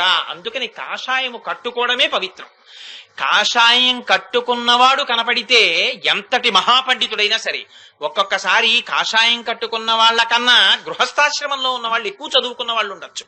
నేను ఈ మాట ఆభిజాత్యంతోనో గొప్పతనానికో చెప్పట్లేదు, ఉన్నారు కూడా. నేను ఈ మాట అనకూడదు కానీ సన్యాసుల పేర్లు చెప్పను కానీ మన శ్రీభాష్యం అప్పలాచార్య స్వామి వారు కనపడితే వారికి నమస్కారం చేసే సన్యాసులు ఉన్నారు. ఎందుచేత అంటే కారణం ఏమిటంటే వారు గృహస్థాశ్రమంలో ఉన్నా వారు ఆ స్థితిని పొందారు వైష్ణవ సాంప్రదాయంలో, అంతటి మహానుభావుడై నిలబడ్డారు. అందుచేత కానీ గృహస్థాశ్రమంలో తాను ఎక్కువ జ్ఞానాన్ని పొందిన సన్యాసి కనపడితే గృహస్థు ముందు నమస్కారం చేస్తాడు. ఎందుచేత అంటే నియమం అటువంటిది. వాళ్ళు కాషాయం కట్టుకున్నంత మాత్రం చేత పవిత్రం. మనందరం సంసారంలో ఉంటే వాళ్ళు తృణప్రాయంగా సంసారాన్ని విడిచిపెట్టారు. విడిచిపెట్టి పరమ పవిత్రమైన కాషాయం కట్టుకున్నారు. మనస్సని జేగురురాయిని గుండ చేశారు. గుండ చేసి మనస్సు లేని స్థితిలో కేవలం భగవంతుణ్ణి నమ్ముకుని ఉండిపోయారు. సన్యాసం అంటే సత్తయందు న్యాసము చెయ్యడం. న్యాసం అంటే దాని యందే బుద్ధిని నిక్షేపించడం. భగవంతుని యందు తప్ప వేరొక దాని యందు వారి బుద్ధి ఉండదు. అందుకని శరీరాన్ని నిమిత్తంగా పెట్టుకుని భగవత్ కైంకర్యమునందే జీవితాన్ని పెట్టుకుంటారు. అదిగో అటువంటి వాడు సన్యాసి. అందుకని అటువంటి సన్యాసులు కుంచకోలల్ని చేత పట్టుకుని వెడుతున్నారు. అంటే ఇప్పుడు అటువంటి భావనలో సన్యాసి వెడుతున్న దేవాలయం బాహ్యంలో వెడుతున్న గుడి కాదు. ఇటువంటి సన్యాసి అంటే భగవంతుని యొక్క కైంకర్యమును తప్ప వేరొక దానిని అపేక్షించినటువంటి పరమ భాగవతోత్తముడై ఆచార్య స్థాయిని పొందినటువంటి వ్యక్తి. అటువంటి మహాజ్ఞాని చేతిలో కుంచకోల ఉంటుంది. ఆయన వెళ్లి దేవాలయం తలుపులు తీస్తారు. అదే ఆ తాళాల గుత్తికే కుంచకోల అని పేరు. ఈ కుంచకోలట ఆంతరమునంది ఏమిటో తెలుసా అండి? ఆ కుంచకోల ఇదిట. కుంచకోల ఇది చిన్ముద్ర అంటారు దీన్ని. ఈ చిన్ముద్ర యొక్క విశేషం అమ్మ బాబోయ్, ఒక్కొక్క స్తోత్రం, దక్షిణామూర్తి స్తోత్రంలో అయితే అసలు ఈ చిన్ముద్రే మొత్తం స్తోత్రం అంతా. ఆ చిన్ముద్ర గురువులు పట్టుతారు దాన్ని. ఆ చిన్ముద్రకి విశేషమైనటువంటి భాష్యం ఉంది. అందులో సత్వరజస్తమో గుణములకు అతీతముగా జీవుడనబడేటటువంటి వాడు సాక్షాత్ ఆత్మ అనబడేటటువంటి పూర్ణత్వాన్ని చూపించడం అద్వైత సిద్ధాంతం కాదు. కాదు ఈ జీవుణ్ణి ఆత్మకి చేర్చడం విశిష్టాద్వైతం. ఎలా కానివ్వండి, మొత్తం మీద మాత్రం రెండూ కూడా భగవంతుణ్ణి చేర్పించడానికి మార్గాలు. అందుకని ఈ చిన్ముద్ర పడతారు. ఈ చిన్ముద్ర గురువులు పట్టేటటువంటి చిన్ముద్ర. ఈ చిన్ముద్ర ఇప్పటి వరకు ఈ వేలు బయట దాన్ని అన్నిటినీ చూపిస్తుంది. దేన్ని చూపించనివ్వండి, ఈ వేలుతో చూపిస్తాం. అది ఎంత చిత్రంగా వస్తుందో తెలియదు అలవాటు. అందరం కూడా ఇంకోటి ఏదైనా చెప్పవలసి వస్తే ఈ వేలుతో చూపిస్తాం. అక్కడండి, ఇక్కడండి, అక్కడికి వెళ్ళానా, ఇక్కడికి వెళ్ళానా అని. ఆఖరికి నేను విశాఖపట్నంలో పనిచేసేటప్పుడు కూడా ఇలా అంటాడు. ఇప్పుడు ఇలా చూపించేస్తే కనపడిపోతుందా విశాఖపట్నం? మొన్నేనండి తిరుపతి వెళ్ళొచ్చానంటాడు. ఇలా అంటే తిరుపతి కనపడుతుందా? అలా కనపడితే ఇంకే. అయినా చూపుడు వేలు అన్నింటినీ చూపిస్తూ ఉంటుంది. అంటే తను వేరు ప్రపంచం వేరని చూపిస్తుంటుంది. ద్వంద్వాలని చూపిస్తూ ఉంటుంది. ద్వంద్వాల్ని చూపించేటటువంటి జీవుణ్ణి పరమాత్మతో కలపడం, లేదా జీవుడు పరమాత్మయే అన్న స్థితిని పొందడం చిన్ముద్ర. అప్పుడు తను సత్వ రజస్తమో గుణములకు అతీతమైన స్థితిని పొందుతాడు. ఇదిగో అటువంటి చిన్ముద్ర తాను ధరించి తన పాదములు పట్టుకున్న వాళ్ళని ఆ స్థితికి తీసుకెడతాడు గురువు. అదే గురువు చేత్తో పట్టుకున్న కుంచకోల. ఈ కుంచకోలని చిన్ముద్ర చూపించి చిన్ముద్ర వ్యాఖ్యానం తెలుసుకుంటే లోపల పడిన గడియ విడిపోతుంది. ఇదే భగవద్ దర్శనం అవుతుంది. అప్పటి వరకు అవదు. అప్పటి వరకు ఇక్కడ ఉంటాడు, ఇక్కడే ఉంటాడు పరమాత్మ. ఎక్కడో బయటంతా వెతుకుతాం గాని దేవీ భాగవతంలో వ్యాస భగవానుడు అంటాడు, ఇంద్రియాణి బలిష్టాని ననియుక్తాని మానద భ్రమన్ సర్వదీర్ఘేషు స్నాత్వా స్నాత్వా పునః అని. ఎన్ని తీర్థాలు తిరిగినా, ఎన్ని క్షేత్రాలు తిరిగినా దేనికి అంటే ఇక్కడ లోపలికి వెళ్ళడం నేర్చుకోవడానికి. ఈ లోపలికి వెడితే భగవద్ దర్శనం. బయట ఎంతసేపు వెతికినా దర్శనం ఉండదు. అందుకే భగవానుడు ఫలానా చోటుకొస్తే దర్శనమిస్తానని చెప్పడు. ఆర్తి కలిగినటువంటి వాళ్ళకి అక్కడే అప్పుడే ఇస్తాడు. అక్రూరుడికి ఎక్కడ దర్శనం ఇచ్చాడండి? యమునా నది నీటిలో దిగి సంధ్యావందనానికి దిగితే అక్కడ దర్శనం ఇచ్చాడు. అంటే అదే పరమాత్మ ఉండే ప్రదేశం. అంతటా ఉన్నవాడు ఆర్తి పొందితే అప్పుడే అక్కడే దర్శనమిస్తాడు. అది అసలు రహస్యం. అందుచేత వాళ్ళు ఈ కుంచకోల పట్టి ఉపదేశం చేస్తేట అక్కడ దేవాలయం తలుపులు తెరుచుకున్నట్టే ఇక్కడ తలుపులు తెరుచుకుంటాయిట. ఏమిటి తలుపులు? లోపలున్నాడు పరమాత్మ. ఎక్కడున్నాడు? రోజు మనం మంత్రపుష్పంలో చెప్పేస్తుంటాం దీన్ని. నీవారస్సూకవత్తన్వి పీతాభాస్వత్యనూపమా అని. బొడ్డులో చిటికిన వేలు పెట్టుకుని పైకి బొటన వేలు పెడితే బొటన వేలు ఎక్కడ తగులుతుంటుందో అక్కడ ఇలా వంగినటువంటి పద్మం ఒకటి ఉంటుంది. ఆ పద్మానికి చివర నీవారస్సూకవత్తన్వి అని ఆపరేషన్లు చేస్తే కనపడతాయా అండి అని అడక్కండి, అది యోగ విద్య.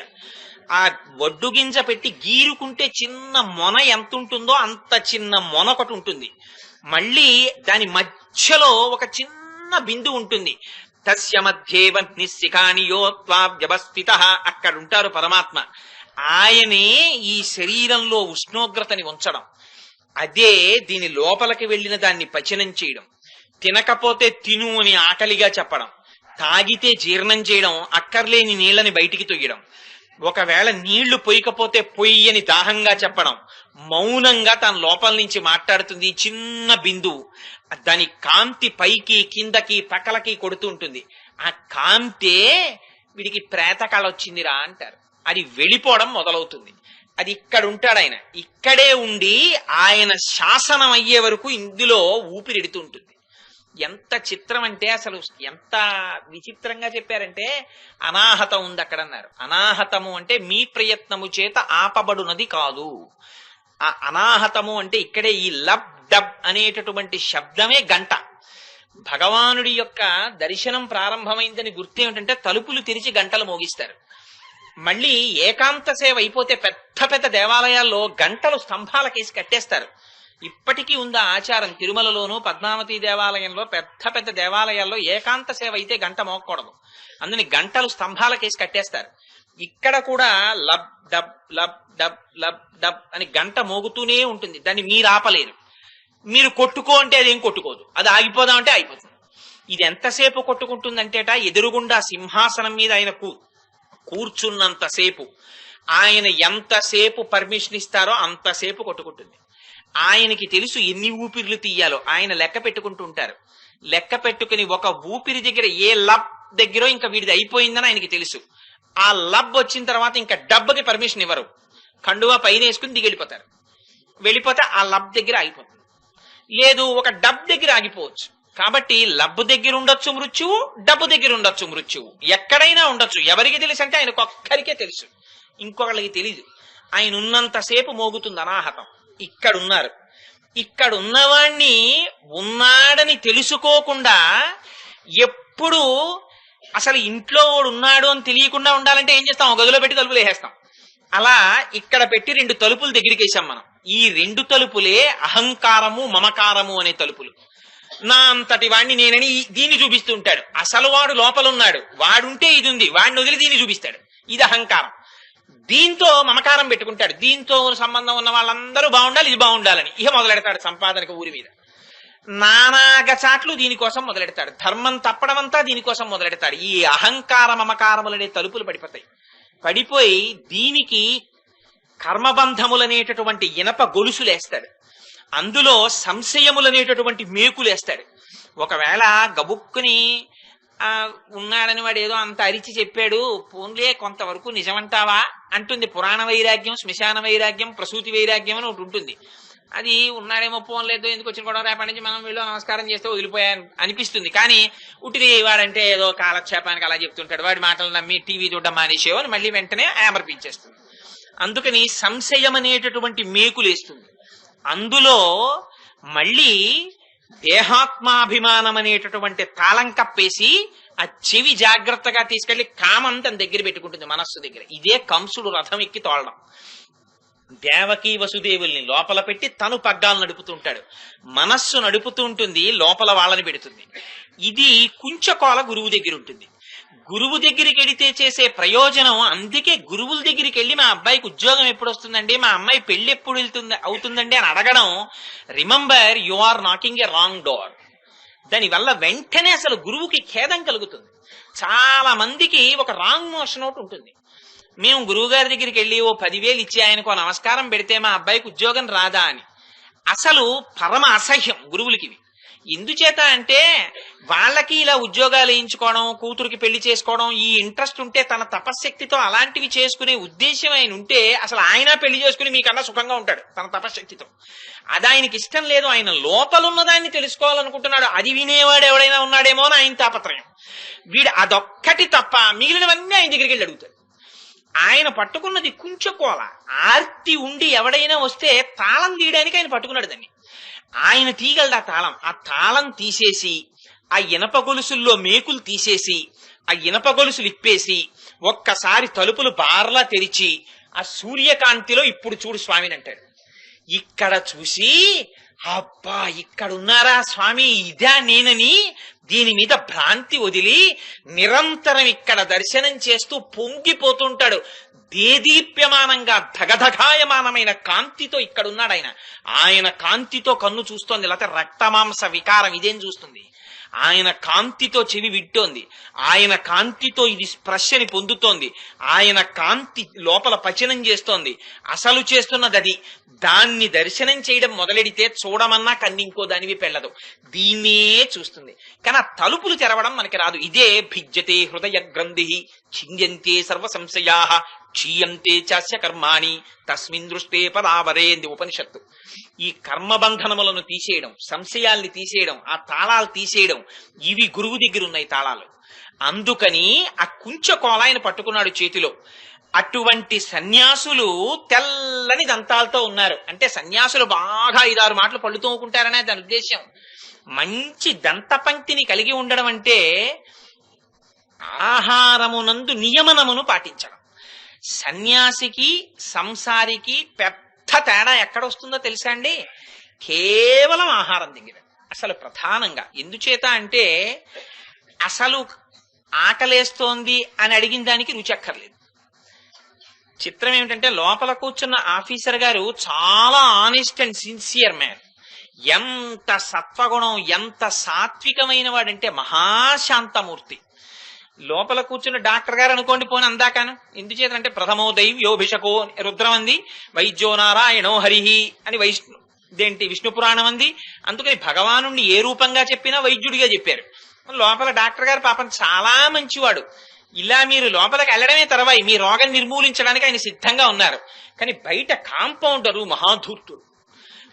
అసలు లోపలున్న డాక్టర్ ఎంత మంచివాడైనా వీడి యొక్క ధూమ్ధాం చూసి హడిలిపోతుంటాం మనం. అలా ఇది లోపల కూర్చున్న డాక్టర్ చాలా మంచిది. ఇది ఆకలేస్తే, ఒరే ఆకలేస్తోందిరా, నువ్వు ఇందులో ఏదైనా వేస్తే నేను జీర్ణం చేసి దీనికి అందిస్తానరా అంటుంది. మీరు అందులో యాపిల్ పండు ముక్కలు వేయండి, అది చాలా సంతోషంగా జీర్ణం చేస్తుంది. మీరు 2 అరటిపళ్ళు పెట్టండి, సంతోషంగా జీర్ణం చేసేస్తుంది. ఇన్ని పాలు పొయ్యండి, జీర్ణం చేసేస్తుంది. కానీ దీనికి ఏం సంబంధం లేదు. అసలు ఇదేం జీర్ణం చేయదు, ఇదేం శక్తినివ్వదు. కానీ ఇది ఎంట్రీ అంతే, ఇదో గేటు. ఇది తెరిచి అందులోకి వెయ్యాలి. కానీ దీనికి రుచులన్నీ దీనికి కావాలి. యాపిల్ పండు ఏంటి తీయగాని విసుగు, శుభ్రంగా చక్కగా ఇంత వేడిగా ఉప్మా చేయకూడదు అంటాడే. దేనికి ఉప్మా చెప్పండి? దీనికి ఉప్మాయా, దీనికి ఉప్మాయా? ఉప్మా ఇది అడుగుతోంది, ఇది అడగట్లేదు. అసలు ఆకలేసిందని అడిగింది ఇది. ఇందులో మీరు యాపిల్ పండు పెట్టినా అది జీర్ణం చేసేస్తుంది, పాలు పోసినా జీర్ణం చేస్తుంది. అలా అని మనం కూడా మహాజ్ఞానుల్లాగా ఏమీ అక్కర్లేదని ఆకులు అవి తినేయలేం కదా. పోనీ కనీసంలో కనీసం ఇంద్రియ నిగ్రహానికి ఇది అడిగిన దానికి వెంటనే సాత్వికమైన ఆహారాన్ని మనం అందించడం అనేటటువంటిది అలవాటు చేస్తే రెసిస్ట్ చేసేది నాలిక. ఇది ఏంటి అస్తమానం నాలిక జింహ చచ్చిపోయి ఏడుస్తున్నాను ఏమిటనుకుంటున్నావు? ఏం సంసారంలో లేనా? ఏ ఉప్పు పులుపు తిట్టలేదనుకుంటున్నావా? ఏమిటి చప్పిడంటాడు. 2 రోజులు భార్య ఉప్పు మర్చిపోతే చాలు, మర్చిపోడండి, తగ్గిస్తే చాలు. ఇదే వీడికి డాక్టర్ చెప్పాడు అనుకోండి, తింటే చచ్చిపోతామని. ఉప్పు వేయలేదు కదా, ఉప్పు వేయలేదు కదా అంటాడు అని చప్పిడి తింటాడు. ఎక్కడి నుంచి వచ్చింది ఈ భ్రాంతి? ఇది ఉండాలన్న భ్రాంతి అంతే. అప్పుడు చప్పిడి సుఖం, ఇప్పుడు చప్పిడి కష్టం. పాపం దీనికి పరస్పర శత్రుత్వం. అందుకని ఇది ఎప్పుడు రుచులు అడుగుతుంది. అసలు ఈ రుచి అడిగింది చూసారా, ఇది ఒక్కసారి చప్పరించి లోపలికి వదిలేస్తుంది. వదిలేస్తే ఇవన్నీ లోపల కలిసిపోతాయి. అసలు మీరు పప్పేసి నెయ్యేసి వేడన్నంలో కందిపప్పేసి కలిపి ఇక్కడ పెడితే ఆ కమ్మతనాన్ని నేతి రుచిని ఒక్క క్షణం ఇది అనుభవించి అబ్బా అని ఉమ్ముతో కలిపేసి కంఠంలోంచి కిందకి దోసిపారేస్తుంది. మళ్ళీ వెంటనే వంకాయ కూర తోసేస్తుంది, ఆ పైన దోసకాయ పచ్చడి తోసేస్తుంది, చక్కెర పొంగల్ తోసేస్తుంది, పులిహార తోసేస్తుంది, మజ్జిగ తోసేస్తుంది, తాంబూలం తోసేస్తుంది, సమస్తం దోసిపారేస్తుంది, చెత్త కుండీ కింద తోస్తుంది. వీటిని ఇదేమిటే ఇలా తోశామని అడగకుండా జీర్ణం చేస్తుంది ఇది. అందుకని మనకి సంసారులకుండే ఒకే ఒకటి ఏంటంటే దీనికి లొంగి దీన్ని వదిలేస్తాడు. ఇది అడిగింది కదా, దీనికి ఆకలేస్తోందండి అంటే ఏమండి ఇదిగో తాగండి అని ఒక గ్లాసులు పాలిస్తే పోన్లే ఇవాళ పరమేశ్వర కటాక్షం సత్వగుణ ప్రధానమైన పాలు దొరికే ఎంత అదృష్టం అనడు. ఏడే దిక్కుమాలి పాలు హాస్పిటల్లో వాళ్ళగా ఈ రొట్టి ముక్కలు పాలును శుభ్రంగా బ్రూ కాఫీ కలుపు నిన్న తెచ్చా కదా అంటాడు. చేత దీనికి బ్రూ. సో సంసారానికి సన్యాసికి తేడా ఎక్కడొస్తుందంటే సన్యాసికి ఇది ఉండదు. ఒకవేళ మీరు ప్రయత్నపూర్వకంగా రమణ మహర్షిని ఆయన కొండ మీద కూర్చుంటే వాళ్ళు వచ్చి భోజనానికి రమ్మన్నారు, వాళ్ళ ఇంట్లో ఏదో పండగ చేస్తున్నాం మా ఇంట్లో భోజనానికి రా అన్నారు. ఆయన మాట్లాడేవారు కాదు. వీడు నన్ను భోజనానికి రమ్మంటాడు ఎట్రా, భోజనాలు అవి నేను కోరుకునేవాడినా అని అలాగే గోచి పెట్టి గొంతు కూర్చున్నారు. ఆయన వచ్చేస్తానన్నాడు అనుకుని వాళ్ళు వెళ్ళిపోయారు అంతే. కొంతమంది చాలా ఈజీగా టేకెన్ ఫర్ గ్రాంటెడ్ కొన్ని విషయాలు. వాళ్ళు వస్తానన్నాడే ఎడబోతాడు భోజనానికి, వస్తానన్నాడని వెళ్ళిపోయారు. ఆయనకి భోజనం మీద ప్రీతే ఆయన అక్కడే కూర్చున్నారు. ఎప్పుడన్నా ఆకలిస్తే వెళ్ళి ఇలా చేయబట్టి కవళం వేసింది తినేవారు ఆయన విప్రనారాయణలాగే. అందుకని ఆవిడ సన్యాసి గురించి మాట్లాడుతోంది ఇవాళ. పాపం వాళ్ళు 1 గంట అయింది రాడు, 2 అయింది రాడు, 2:30 అయింది రాడు. ఈ బ్రాహ్మణ స్వామి వస్తే భోజనం పెడదాం అనుకున్నాను, రాడేమిటని మళ్ళీ వచ్చారు. వచ్చి ఏమయ్యా నీ కోసం అరిసెలు వండాం, పప్పు వండాం, కూర వండాం, పనసపొట్టు వండాం, రావేమిటి రా అన్నారు. అంటే పనసపొట్టు ఏమిటి, అరటికాయ కూర ఏమిటి, ఇవన్నీ నీకురా నాకెందుకు ఇవన్నీ అని అలాగే కూర్చున్నారు రమణులు. ఈయన రమ్మంటే రాడరా అని 2 చేతుల కింద చేతులేసి ఎత్తేసారు. ఆయన పట్టుకెళ్ళిపోయారు, కూర్చోబెట్టారు, అన్ని పెట్టారు, తినన్నారు. అంటే ఇదేమిటి ఇలా రుచులు ఇవన్నీ ఇలా తిండాలు ఇవి నాకు అలవాట్లేదు ఇవన్నీ ఎందుకు అన్నట్టుగా ఆయన చూస్తున్నారు. తింటావా తినవని కర్రట్టుకున్నాడు. కొంతమందికి నిర్బంధ ప్రణయము అని శాస్త్రంలో ఉంటుంది. ప్రేమించడం అంటే మనసుతో ప్రేమించాలి. కర్రట్టుకు ప్రేమిస్తావా ప్రేమించవా అంటే అది ప్రేమాది. కర్రట్టుకు తింటావా తినవా అన్నాడు ఆ ధూర్తుడు. అంటే అన్ని కలిపి తినేశారు ఆయన పాపం. అందుకని ఒకవేళ అలాంటి పరిస్థితి వస్తే వాళ్ళు అన్ని కలిపేసి రుచి మీద మనస్సు లేకుండా తింటారు. ఇవాళ అలా తింటారు, రేపు పొద్దున పాలు దొరికితే తినేస్తారు, ఆ తర్వాత క్యాబేజీ దొరికినా తినేస్తారు, ఆ తర్వాత అరటికాయ తినేసినా దొరికేస్తారు. ఏది తినేసినా ఇది నిండిపోతే చాలంతే. ఆకలి కూడా ఒక వ్యాధి వాళ్ళకి. అందుకని వాళ్ళు తినే ఆహారం ఔషధం. వాళ్ళ ఆహారాన్ని ఆకలి అనే వ్యాధికి రుగ్మతకి తీసుకుంటారు. డాక్టరు దగ్గొస్తోందండి అని వెళ్ళి అడిగితే కాఫ్ సిరప్ రాశాడు అనుకోండి, చాలా తీయగా ఉంది బాయ్ ఎంత బాగుందో అని చెప్పేసి 5 రోజులు 3 పూట్ల 2 చెంచాలు వేసుకోమంటాడు. 5 రోజుల వరకును వాడంటే తెలివి తక్కువ వాడు అలా చెప్పాడు. కానీ 3 రెళ్ళు 6 చప్పన 5 రోజులు వేసుకుంటే 5 6 30 చెంచాల తర్వాత తగ్గుతుంది అనమాట. ఆ 30 ఇప్పుడు ఇచ్చేసుకుంటే పావు గంటలో తగ్గదని గుచ్చేసుకుంటే మత్తొచ్చి పడిపోతావు, మళ్ళీ డాక్టర్ దగ్గరికి తీసుకెళ్ళాలి. అందుకని రుచిగా ఉందని మందు తాగేస్తారా ఎక్కడన్నా? తాగరు కదా. మందు ఎంత పుచ్చుకోవాలో అంత పుచ్చుకుంటారు రోగానికి. అలా సన్యాసికి ఆకలి రోగం. దీనికి రోగం వచ్చిందిరో ఇదేదో అడుగుతోందని చెప్పి వెళ్ళి ఇది ఆకలి తగ్గిపోయింది అనే వరకు తింటాడు. మనం ఇది వద్దనే వరకు తింటాం. అందుకని వాళ్ళ దంతములు తెల్లగా ఉన్నాయండి ఆవిడ. అంటే ఎంత పెద్ద విషయాన్ని అందులో నిక్షేపించిందో చూడండి. కాదుట 2 అక్కర్లేని విషయాలన్నీ సంసారికి కావాలి. వాడికి ఉన్న నోరు 1 2 చెవులు. ఎందుకంటే ఎక్కువ వినాలి తక్కువ మాట్లాడాలి. మరి నువ్వు చేసేదేమిట్రా రోజు? నువ్వు వద్దురా అంటే 2 గంటలు 2:30 గంటలు మాట్లాడేస్తావు కదరా, నీ అసాధ్యం కోలా అనకండి. అది నా బలహీనత కింద క్షమించేయండి. పరోపదేశ వేళాయాం సర్వే వ్యాస పరాశరాహ. ఇంకోటికి చెప్పమంటే ప్రతివాడు వ్యాసుడు పరాశరుడే, అందులో నేను ఒకండి. అందుకని వాళ్ళుట చాలా తక్కువ మాట్లాడతారు. ఎందుకు తక్కువ మాట్లాడతారు అంటే అసలు మాట మౌనానికి తన యొక్క ఆత్మస్థితికి భంగం. అందుకని వాళ్ళు ఎక్కువ మాట్లాడరు, చాలా తక్కువ మాట్లాడతారు. అందుకని సన్యాసి మాట్లాడితే అనుగ్రహ భాషణం, గృహస్థు మాట్లాడితే అనుగ్రహ భాషణం చేస్తారని రాయకూడదు పేపర్లో. వాడికి అది అలవాటు, ప్రవచనం చేస్తాడు. వాడు ఏదో 4 ముక్కలు చదువుకున్నాడు, అది ఉండబట్టలేడు, 10 మందికి చెప్పేయాలి. అల్లరి ఎక్కువ, ఆచరణ తక్కువ. అందుకని వాడు వచ్చి మాట్లాడతాడు నాబోటిగాడు. పెద్దలు ఆచరించి మాట్లాడే వాళ్ళు కూడా ఉన్నారు, వాళ్ళ చూసి నేను మాట్లాడటం లేదు. అందుకని అది ప్రవచనం. అనుగ్రహ భాషణం అంటే వీళ్ళ ఆర్తి చూసి తాను మాట్లాడకుండా ఉండలేక మాట్లాడతాడు. ఆ మాట్లాడడం తనకి ప్రయోజనం కాదు, తన ప్రయోజనాన్ని పొందేశాడు.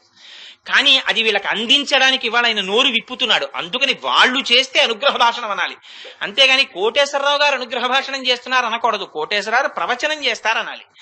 అదే ఎవరైనా ఒక చంద్రశేఖర పరమాచార్యులో, జయానంద సరస్వతి స్వామి వారో, లేకపోతే త్రిదండి చిన్న శ్రీమన్నారాయణ రామానుజీయ స్వామి వారో అలాంటి స్వాములు ఎవరైనా వచ్చి మాట్లాడితే వారు అనుగ్రహ భాషణం చేస్తున్నారనాలి. అందుకని దంతపంక్తి తెల్లగా ఉంది అంది. అంటే వాక్కునందు వాళ్ళకి నియమనం ఉంటుంది. వాళ్ళు త్రికరణ శుద్ధితో మాట్లాడతారు. లోపల తాము ఏది నమ్మారో దాన్నే నోటితో మాట్లాడతారు. లోపలొకటి పైకొకటి రెండుండవు. అందుకని తలంపుకు చేసేది చెప్పేది మూడు ఏకరూపంగా ఉంటాయి. ఇది దంతశుద్ధి అని అమ్మవారు తెలుపుగా చూపిస్తోంది. ఇది సంసారికి అడుగడుగునా లోపిస్తుంటుంది. ఇదే దంభం. అందుకని నిన్న దంభాసురుణ్ణి సంహరించేవాడు కావాలండి. అంటే లోపలోటి పైకోటి నిన్న చెప్పాను కదండి కొంగ గురించి. అందుకని అటువంటి సన్యాసులు, అటువంటి ఆచార్యులు బయలుదేరుతున్నారు. లోపల పడుకున్న నువ్వెటువంటి దానివి, అటువంటి స్థితి కలిగిన దానివి. బయట ఉన్న మేమెటువంటి వాళ్ళం, నీ వంటిది వచ్చి నాయకత్వం వహించాలి. నువ్వు రాకుండా లోపల పడుకుంటావా? పైగా నువ్వు మాకేమని చెప్పావు? మా అందరినీ నువ్వే వచ్చి నిద్రలేపి మమ్మల్ని తీసుకెడతానని చెప్పావు. అటువంటి దానివి ఇవాళ రావడం మానేసి నువ్వు పడుకుంటున్నావు. పైగా నువ్వు పూర్ణురాలివి. అంటే ఏమిటి? ఆచార్యులు, గురువులు పరిపూర్ణతని ఎప్పుడు పొందుతారు అంటే తామొక్కరు ఉన్నప్పుడు కాదు. ఆ బసవ పురాణంలో ఒక విచిత్రమైన మాట అంటాడు పాల్కురికి సోమనాథుడు. ఆయన అంటాడు, మొగ్గలో పుష్పము యొక్క వాసన రహస్యముగా దాగి ఉన్నట్టు. మొగ్గలో వాసన లేకపోతే పువ్వుగా వచ్చినప్పుడు వాసన ఎక్కడి నుంచి వచ్చింది? కాబట్టి మొగ్గగా ఉన్నప్పుడు కూడా వాసనని విదజిమ్మగలిగినటువంటి శక్తి ఒకటి లోపల దాగి ఉంది.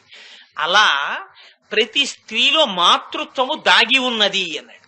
అందుకే స్త్రీ అనేటప్పటికీ ఆ సౌకుమార్యం అంత తేలికగా తొందరగా కన్నులంబట నీరు కార్చి ఇతరుల బాధ చూడలేనటువంటి స్థితి. ఇది పురుషుడికి స్త్రీకి ఉన్న సౌకుమార్యం పురుషుడికి ఉండదు. దేవతా స్వరూపంలో కూడా నిర్దాక్షిణ్యంగా మాట్లాడాలంటే పుంస్వరూపంగా ఉన్న పరమాత్మ కర్మాకర్మ ఫలప్రదాత. పక్కన అమ్మవారుంటే అనుగ్రహంతో కూడి ఉంటాడు. పక్కన సీతమ్మ ఉంది కాబట్టి కాకాసురుడు వక్షస్థలాన్ని చీరిన బతికాడు. పక్కన సీతమ్మ లేదు గనక రావణాసురుడు పతనమైపోయాడు. అందుకని అమ్మవారితో కూడి ఉండడం ఉపాసనకి తేలిక. అందుకే రాముణ్ణి శ్రీరాముడిని పిలుస్తారు పరిపూర్ణంగా. అమ్మవారితో కలిసి ఉండి మనని రక్షించాలి అని. అందుకే పరాశర భట్టర్లు శ్రీగుణరత్న కోశంలో ఒక విచిత్రమైన శ్లోకం చెప్పారు. మాకు ఎలాంటి పరమాత్మ కావాలి అంటే అనుకలతనుకాండాలింగనారంభ శుంభత్ ప్రతివిషభుజ శాఖా శ్రీ సఖానోకహర్తి స్థమనయనగుళుచ్ఛస్పార పుష్పద్విరేఫ రచయితుమయి లక్ష్మి కల్పవల్లీ కటాక్షాన్ అన్నారు. అమ్మవారి స్థనములు అయ్యవారికి నొక్కుకునేటట్టుగా కౌగిలించుకున్నటువంటి లక్ష్మీనారాయణ స్వరూపం మాకు కావాలన్నారు. ఎందుకని? ఒక్క రాముడే కావాలి, సీతమ్మ వద్దు అనుకున్న శూర్పణఖకి ముక్కు చెవులు పోయి, మాకు సీతమ్మే కావాలి రాముడొద్దు అనుకున్న రావణాసురుడికి 10 తలకాయలు పోయి, సీతారాములు ఇద్దరు కారు, ఇద్దరూ కలిసి ఒక్కరిగా నాకు కావాలన్న హనుమ చిరంజీవిగా ఉండిపోయారు. అందుకని ఉపాసన ఇద్దరిని కలిపి చేస్తుంది. అందుకని ఇవాళ అమ్మవారు అంటుంది, నువ్వు లోపల ఉండిపోయి మమ్మల్ని నడిపించవలసిన దానివి, నువ్వొచ్చి లేపవలసిన దానివి లేపుతానని లేపడం మాని నువ్వు ఉండిపోయావా ఒక్కదానివి లోపల? నిద్రపోతున్నావా? ఏమిటి ఈ విచిత్రమైన స్థితి అంటే, స్త్రీకి తన జీవితంలో యుక్త వయస్సు రావడం, వివాహం జరగడం, బిడ్డలు పుట్టడం, మాతృత్వం వచ్చిన తరువాతనే పరిపూర్తి ఎలాగో బిడ్డలతో కూడి ఉన్నప్పుడు మాత్రమే ఒక స్త్రీ పరిపూర్ణతని పొందినట్టు. బ్రహ్మానందమును పొందినటువంటి వారు కూడా శిష్యులకి ఉపదేశము చేసినప్పుడే ఆ పూర్ణత్వాన్ని పొందినట్టుగా వారికి ఉండడం కాదు, మనం ఆనందం పొందుతాం. ఎందుకని వారు మనకు మార్గం చూపించారు. వారు ఎప్పుడూ ఉద్ధరింపబడిన వారే, వారి ఆనందాన్ని పొందిన వారే. కానీ వారు ఎందుకు మాట్లాడారు, ఎందుకు చెప్పారు, ఎందుకు రాశారు? మనను ఉద్ధరించడానికి. అందుకని ఒక వివేకానందుడు మాట్లాడాడు, ఒక రామకృష్ణ పరమహంస మాట్లాడారు, ఒక శంకరులు మాట్లాడారు, ఒక రమణులు మాట్లాడారు, ఒక రామానుజులు మాట్లాడారు. ఎందుకు మాట్లాడవలసి వచ్చింది? అలా మాట్లాడకపోతే తరువాతి తరాలలో ఉన్న వాళ్ళు ఉద్ధరింపబడరని మన యందు వాత్సల్యంతో మాట్లాడారు. అప్పుడు కదా నీకు పూర్ణత. నువ్వు పూర్ణురాలివి కదా, మరి నువ్వు బయటికి రావి, వచ్చి మాట్లాడవద్దు, నువ్వు మాట్లాడాలి. పైగా మనందరం కలిసి ఏం చెయ్యాలి? శంఖచక్రములు ధరించినటువంటి ఆ పుండరీకాక్షుడి యొక్క నామాన్ని స్తోత్రం చెయ్యాలి అంది. ఏమిటి శంఖచక్రములు ధరించిన పుండరీకాక్షుణ్ణి స్తోత్రం చేయడం ఏమిటి? శంఖం అంటే మీకు ముందు పాశురములలో విజ్ఞాపన చేశాను, అది ప్రణవం. ప్రణవం అంటే ఓం. ఆ ఓం చేత మనకి పరమాత్మకి ఉన్న సంబంధాన్ని చెప్తుంది. రెండవది చక్రం. చక్రం శత్రువుల్ని సంహరిస్తుంది. ఒకసారి భగవంతుడి పాదాలు చేరుకుంటే బాహ్య శత్రువుల్ని సంహరించడం కాదు, అంతఃశత్రువుల్ని సంహరించడం కూడా ఆయనే చూసుకుంటారు. రుక్మిణీదేవి తను సంహరిస్తానని లేదు తన శత్రువుల్ని, నువ్వే వచ్చి శత్రువుల్ని సంహరించి నన్ను తీసుకెళ్ళాలి అంది. అడగడం కూడా అందుకే లేఖలో అంత చిత్రమైనటువంటి మాటలు వాడింది. నువ్వు రావాలి, వచ్చి ఈ శిశుపాలుడు మొదలైనటువంటి రాక్షసులందరినీ ఓడించి సంహరించాలి, లేదా ఓడించాలి, నిగ్రహించాలి. అందరూ చూస్తుండగా నువ్వు నన్ను చేపట్టాలి. గోమాయువు కోరు చందమున శ్రీయుతమూర్తి ఓ పురుష సింహమా, సింహము పాలి సొమ్ము గోమాయువు కోరు చందమున ఈ దురాత్ముడు చైద్యుడు నీ యొక్క సొమ్మునైన నన్ను అపహరింపక తానున్నవాడు. అందుకని నువ్వొచ్చి సింహం తినవలసిన దాన్ని నక్క తిన్నట్టుగా నీకు చెందిన నన్ను చైద్యుడంటే మనస్సు లాగేద్దామని చూస్తోంది. నువ్వొచ్చి ఈ ఇంద్రియాల్ని శత్రువుల్ని పరిమార్చి నన్ను నువ్వు పొందించుకోంది. అంటే పరమాత్మ వచ్చారా లేదా? అందుకని శత్రు సంహారం అంటే బాహ్యమందు శత్రువులు కాదు, అంతఃశత్రువుల్ని పరిమార్చేటటువంటి శక్తిని కూడా ఆయనే ఇస్తాడు. ఇచ్చి ఇది ఎక్కడి వరకు ఉంటుందంటే ఈ రక్షణ అన్నది ఆయన పాదములు పట్టుకుంటే చాలట. ఒకవేళ వీడి శత్రువుని వీడు తట్టుకోలేకపోతే ఆయన పాదములు పట్టుకున్నావు కనుక, అరిరే నన్ను నమ్ముకున్నవాడు, నా పాదాల దగ్గర కూర్చున్నవాడు, ఆయన శత్రువుల చేతిలో ఆయన ఇవాళ నిగ్రహింపబడ్డామా అని చూడలేక ఆయన గభాలను పరిగెత్తుకొస్తాట. ఎలా వస్తాడంటే ఒక్కొక్కసారి తను చేసిన ప్రతిజ్ఞ కూడా మర్చిపోతాడు. మీకు దీనికి ఉదాహరణ భీష్ముడి జీవితం.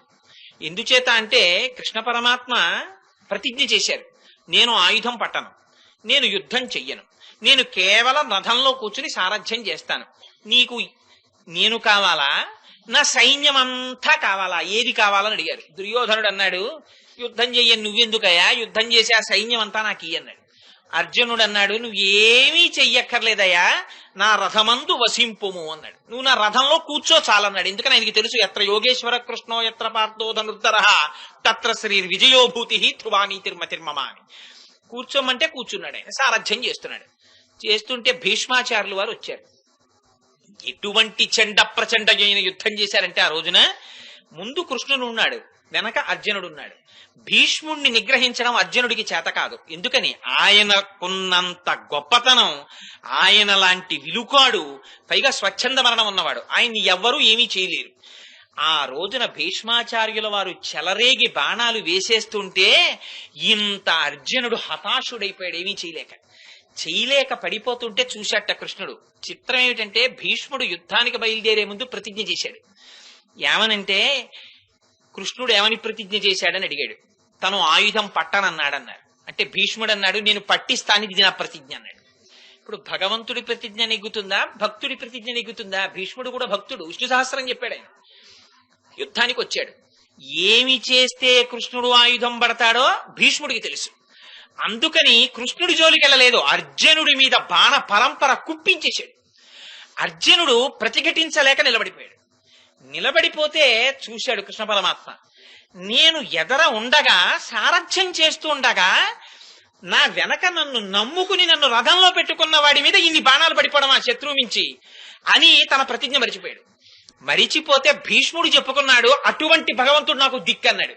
కుప్పించి ఎగసిన కుండలంబుల కాంతి గగన భాగం బెల్ల కప్పికొనగా ఉరికిన నోర్వక నుదరంబులోనున్న జగముల వ్రేగున జగతి కదుల చక్రంబు చేబట్టి చనుదెంచురయమున పైనున్న పచ్చని పటము జార నమ్మితి నాలావు నగుబాటు చేయకు మన్నింపు మని క్రీడి మరల దిగువ కరికి లంఘించు సింహంబు కరణి మెరసి నేడు భీష్ముని చంపుదు నిన్ను కాతు విడువు మర్జున ఎటంచు మద్వి శిఖవృష్టి తెరలి చనుదెంచు దేవుండు దిక్కునాకు అన్నాడు.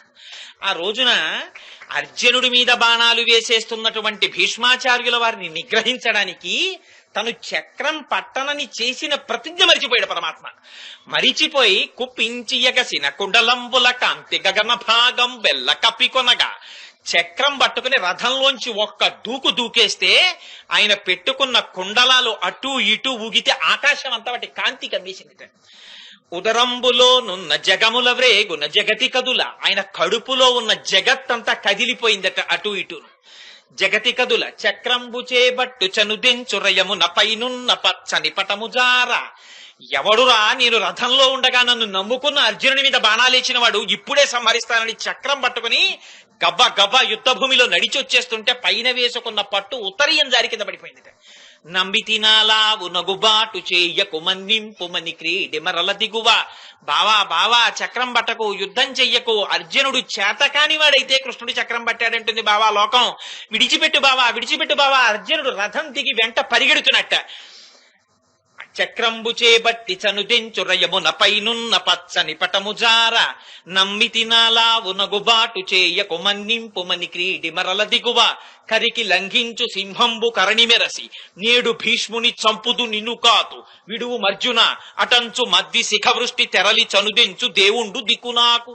ఆనాడు అర్జునుణ్ణి వదిలిపెట్టి అర్జున నేనుండగా నీ మీద బాణాలేడమా, ఇప్పుడే చంపేస్తాను ఇవాళ భీష్ముణ్ణి అని అర్జునుడి మీద బాణాలేశాడన్న కోపంతో తన ప్రతిజ్ఞ కూడా మరిచిపోయి చక్రం పట్టుకు పరిగెత్తుకొచ్చిన కృష్ణుడున్నాడే, అటువంటి భక్త సులభుడైన కృష్ణుడు నాకు దిక్కని చెప్పుకున్నాడు భీష్మాచార్యుల వారు. అంతటి భక్త పరాధీనుడైన అటువంటి పరాధీనుడే అటువంటి శంఖచక్రములు పట్టుకుని పుండరీకాక్షుడై ఆ కన్నులతో ఆ జగత్తునంతటిని రక్షించేటటువంటి బాధ్యత వహించిన పరమాత్మ ఇవాళ మన కులంలో పుట్టారు. మనతో కలిసి తిరుగుతున్నారు, మనతో కలిసి తింటున్నారు, మనతో కలిసి ఆడుకుంటున్నారు. ఎక్కడ? అక్కడ కాదు ఇక్కడ. ఆయన కాదు తింటున్నది, ఆయన కాదు తాగుతున్నది, లోపలికి ఇక్కడుంది నందవ్రజం. అందుకని ఆయన నామం చెప్తే నువ్వు బయటికి పరవశం పొంది నువ్వు వెంటనే పైకొచ్చి నాయకత్వం వహించద్దు.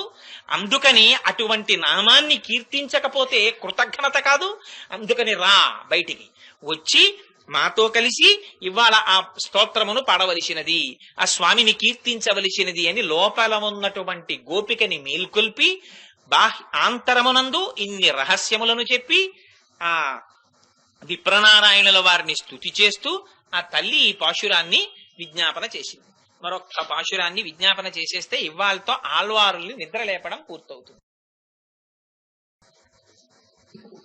ఇదొక అద్భుతమైన పాశురం. ఈ పాశురం ప్రశ్నోత్తరముల మాలికగా నడుస్తుంది. ఇందులో బయట ఉన్నటువంటి గోపికల యొక్క సమూహం నిలబడి లోపల పడుకున్నటువంటి గోపికతో మాట్లాడుతున్నారు. వాళ్ళంటారు ఆ లోపల ఉన్నటువంటి గోపికని ఉద్దేశించి, ఏమమ్మా లేత చిలుక వంటి కంఠస్వరమును కలిగినటువంటి దానివే, నువ్వు అలా లోపల పడుకుని ఉండిపోయావు, నువ్వు లేచి బయటికి రావద్దా అని పిలిచారు. పిలిస్తే లోపల ఉన్న గోపిక అంది, మీరు అలా జిల్లుమనేటట్టుగా నన్ను పిలవకండి, ఇదిగో బయలుదేరి వస్తున్నాను అంది. బయటనున్న గోపికలు అన్నారు, అవునులే నీ మాటలోని పారుష్యము కాఠిన్యము మాకు ముందు నుంచే ఎరిక, అందుకని నువ్వు ఎందుకు అలా పడుకున్నావో ఎందుకు రావట్లేదో మాకు తెలుసు అన్నారు. అంటే ఆవిడంది, ఎందుకమ్మా అంతంత మాటలు, నిజమే నేనే కఠినురాల్ని, అలాగే బయటికి వస్తానులేండి అంది. అంటే అందరూ వచ్చారా అని అడిగింది. అడిగితే అందరు గోపికలు వచ్చారు, నువ్వు బయటికి వచ్చి చేతితో ముట్టుకుని లెక్క పెట్టుకోవచ్చు అన్నారు. సరే నేను వచ్చి ఏం చెయ్యాలి అంది ఆవిడ. అంటే వాళ్ళన్నారు, అదిగో కువలయాపీడమనేటటువంటి ఏనుగు యొక్క దంతములు ఊడబెరికి సంహరించి మాయావివై అనేక లీలలను ప్రదర్శించి శత్రు సంహారమును చేసినటువంటి కృష్ణ పరమాత్మ యొక్క నామమును కీర్తించడానికి మనందరం రావాలి, అందుకని లేచిరా అని పిలిచారు. ఇందులో ఈ పాశురం సంభాషణలతో కూడినటువంటి పాశురంగా నడిచినప్పటికీ అసలు గోదాదేవి ఈ పాశురంలో ఒక ఆళ్వార్ని స్తోత్రం చేస్తోంది. ఆయన పేరు తిరుప్పాణి ఆళ్వార్ అని. వారిది ఒక విచిత్రమైనటువంటి స్థితి ఆ ఆళ్వార్ది. ఎందుచేత అంటే పూర్వకాలంలో ఒక దంపతులకి ఎంతకాలానికి సంతానం కలగకపోతే వాళ్ళు భగవంతుణ్ణి ఆరాధన చేశారు. చేస్తే వారికి భగవంతుని యొక్క అనుగ్రహం చేత అటువంటి బిడ్డన్ని పెంచుకునే భాగ్యం కలిగింది ఉత్తరోత్తర జన్మలలో. అది ఎలా కలిగిందంటే పరమేశ్వరుని యొక్క శ్రీవత్సము యొక్క అంశలో వచ్చినటువంటి వాళ్ళు తిరుప్పాణి ఆళ్వారు. ఆ రోజులలో ఒక పొలంలో వరిచేలు బాగా ధాన్యాన్ని కోతకొచ్చిన తరువాత ఆ పొలాలు కోస్తూ ఉంటారు. ఆ పొలాలు కోస్తున్నప్పుడు ఆ వరిచేను యొక్క వెన్నులో దొరికారు. దంపతులకి జన్మించినటువంటి స్వరూపంగా తిరుప్పాణి ఆళ్వారిని చెప్పలేదు. ఆ వరి యొక్క వెన్నులో దొరికితే ఆ వరిని అప్పట్లో కోసేటటువంటి వృత్తిని సమాజంలో అందరికన్నా అట్టడుగున ఉండిపోయి జ్ఞానమును అంతగా పొందలేకపోయినటువంటి స్థితిలో ఉన్నవారు చేసేవారు. కాబట్టి వారు ఈ బిడ్డని పెంచుకున్నారు. పెంచుకోవడం చేత ఈయన బాగా క్రింది స్థాయిలో సమాజంలో బాగా అజ్ఞానంలో ఉండిపోయినటువంటి వారి కుటుంబంలో పెరిగి పెద్దవారయ్యారు. కానీ ఆ తండ్రి గారికి ఒక అలవాటు ఉండేది. ఆయన దాసరి, అందుకని డప్పు చేత్తో పట్టుకుని ఆ వాళ్ళు ఉండేటటువంటి గూడెంలో వారందరూ కూడా ఎప్పుడైనా భగవంతుడి స్తోత్రం చేస్తే పరవశంతో ఆ డప్పు కొడుతూ ఆయన ప్రార్థన చేస్తూ చిందులు వేస్తూ గంతులు వేస్తూ ఆరాధన చేసేవారు. ఈ పిల్లవాడికి చిన్నతనంలోనే తండ్రి చేసేటటువంటి ఆ గానమునందు మనస్సు నిలబడి ఆ శ్రీరంగం దేవాలయంలో దూరంగా రంగనాథుడుంటే కావేరీ నది ఒడ్డున ఆ ఇసుకలో ఆ డప్పు కొట్టుకుంటూ భగవంతుడి మీద పాటలు పాడుతుండేవారు. ఆ పాటలు పాడి పరవశించిపోయేవారు. కానీ ఆనాడు ఉన్నటువంటి పరిస్థితులలో దురదృష్టవశాత్తు ఆయనకి ఆలయం లోపలికి ప్రవేశం లభించేది కాదు. అందుచేత ఆ కావేరీ ఒడ్డుని స్తోత్రం చేస్తూ ఉండేవారు. ఉండగా ఒకనాడు ఆలయంలో ఉండేటటువంటి పరమ భాగవతులైనటువంటి లోకసారంగులన్న వారు ఒక రోజున కావేరీ నది ఒడ్డుకు వస్తుంటే వీరక్కడ కూర్చుని స్తోత్రం చేస్తున్నారు. స్తోత్రం చేస్తుంటే వచ్చినటువంటి వారు వీరిని తొలగమని అడిగితే వారు అంతర్ముఖులై ఈ పాట పాడుతూ ఉండిపోయినటువంటి స్థితిలో వారి మాటలు ఈయన చెవిన పడకపోవడంలో వాళ్ళు ఏం చేశారంటే తెంపరితనం వహించి చెప్పినా కదలటం లేదని రాళ్లు పెట్టి కొట్టారు. కొడితే ఆ రాతి దెబ్బలు తగిలి ఒళ్ళంతా రక్తం కారి, ఆయనకి రాతి దెబ్బలు తగిలి రక్తం కారిన విషయం కూడా తెలియక ఆ డప్పు వాయిస్తూ పాట పాడుకుంటూ ఉండిపోయారు. కొంతసేపటికి బహిర్ముఖులయ్యారు. పాట అయిపోయి చూసుకునేటప్పటికి రక్తం కారుతోంది. చూసుకున్నారు, అయ్యయ్యో నేను ఎంత తప్పు చేశాను, పెద్దలైన వాళ్ళు వస్తుంటే అడ్డు తప్పుకోలేదు, వాళ్ళు నన్ను రాళ్లు పెట్టి కొట్టారు, ఎంత పొరపాటు జరిగింది నా వల్ల, అడ్డు తప్పుకుని ఉండవలసింది, పాపం వాళ్ళు నన్ను రాళ్లు పెట్టి కొట్టవలసినంత కష్టాన్ని వాళ్ళకి కల్పించాను అన్నారు. నిజంగా ఎంత పెద్ద మనసో చూడండి మహానుభావుడిది అని దూరంగా తొలగిపోయారు. సరే, లోకసారంగులని వారు ఆ కావేరీ నదిలో స్నానం చేసి ఆలయంలోకి వెళ్ళారు. పరమేశ్వరుడు నిష్పక్షపాతి, ఆయనకి బాహ్యాడంబరములు ఏమీ అక్కర్లేదు. ఇక్కడ శుద్ధి ఎక్కడుంటుందో అక్కడ చెయ్యిచ్చు పుచ్చుకోవడానికి పరమాత్మ సిద్ధంగా ఉంటారు. అందుకని శ్రీరంగం ఆలయంలోకి వెళ్లి తలుపులు తెరిచేసరికి ఆ రంగనాథుడికి నుదుటి మీద భుజముల మీద దెబ్బలు తగిలి రక్తం కారుతూ ఆయన సాక్షాత్కరించారు. హడిలిపోయారు. ఈ విషయం అక్కడ ఉన్న భటులకి చెప్పారు, భటులు రాజుకు చెప్పారు, రాజు విచారణ చేశాడు. ఎందువల్ల ఇవాళ రంగనాథుడు అలా దర్శనమిస్తున్నారు, ఎక్కడో ఏదో అపచారం జరిగింది, నిలదీసి కలుప్పమ్మని అడిగారు. ఎవరైనా కొట్టారా? ఎవరో కొట్టకపోతే వారు భాగవతులు అయ్యుండకపోతే ఆ దెబ్బల్ని పరమాత్మ స్వీకరించారు. అంత భగవద్ధ్యానంలో ఉండిపోయారు కాబట్టి ఆ దెబ్బల్ని భగవంతుడు పొందాడు. ఈ విషయం కర్ణాకర్ణిగా తెలిసింది. లోకసారంగులు కొట్టారు రాళ్లు పెట్టేది తెలిసి లోకసారంగుల్ని పిలిచి అడిగితే అవును, నేను కొట్టిన మాట యథార్థమేనని చెప్పారు. ఇంతలో స్వామివారికి అభిషేక స్థలము అని ఒకటి ఉంటుంది. ఆ అభిషేక స్థలం పరమ పవిత్రం. ఎందుచేతనంటే పెరుమాళ్ళకి చాలా దగ్గరగా పెడతారు. ఎప్పుడన్నా మీరు శుక్రవారంలో పూరాభిషేకం అంతవరకు ఎందుకు, మన వెంకటేశ్వర స్వామి వారి దేవస్థానంలో ఇక్కడ అభిషేకం జరుగుతున్నప్పుడైనా మీరు చూడొచ్చు. అభిషేకం చేసేటప్పుడు మూల విరాట్కి చాలా దగ్గరగా నిలబడి మూల విరాట్ మీద అభిషేకం చేస్తారు. అందులో కొన్ని అంతరమైన రహస్యాలు ఉంటాయి. ఆ మూల విరాట్కి అభిషేకం చేయడంలో ఎందుకు అభిషేక స్థానం అనేటటువంటిది పవిత్రత అన్నది ఇది సభాముఖంగా చెప్పేది కాదు. సరే, దాని గురించి వేరు వ్యాఖ్యానం ఉంది. ఎప్పుడైనా తెలుసుకోవాలనుకున్న వారికి ఎప్పుడైనా వేరుగా అయినా అంత అవసరం లేదు. అది ఒక పరమ పవిత్రమైన స్థానం. సరే, అందుచేత ఆనాడు అభిషేకానికి వెడితే రంగనాథుడు మాట్లాడారు.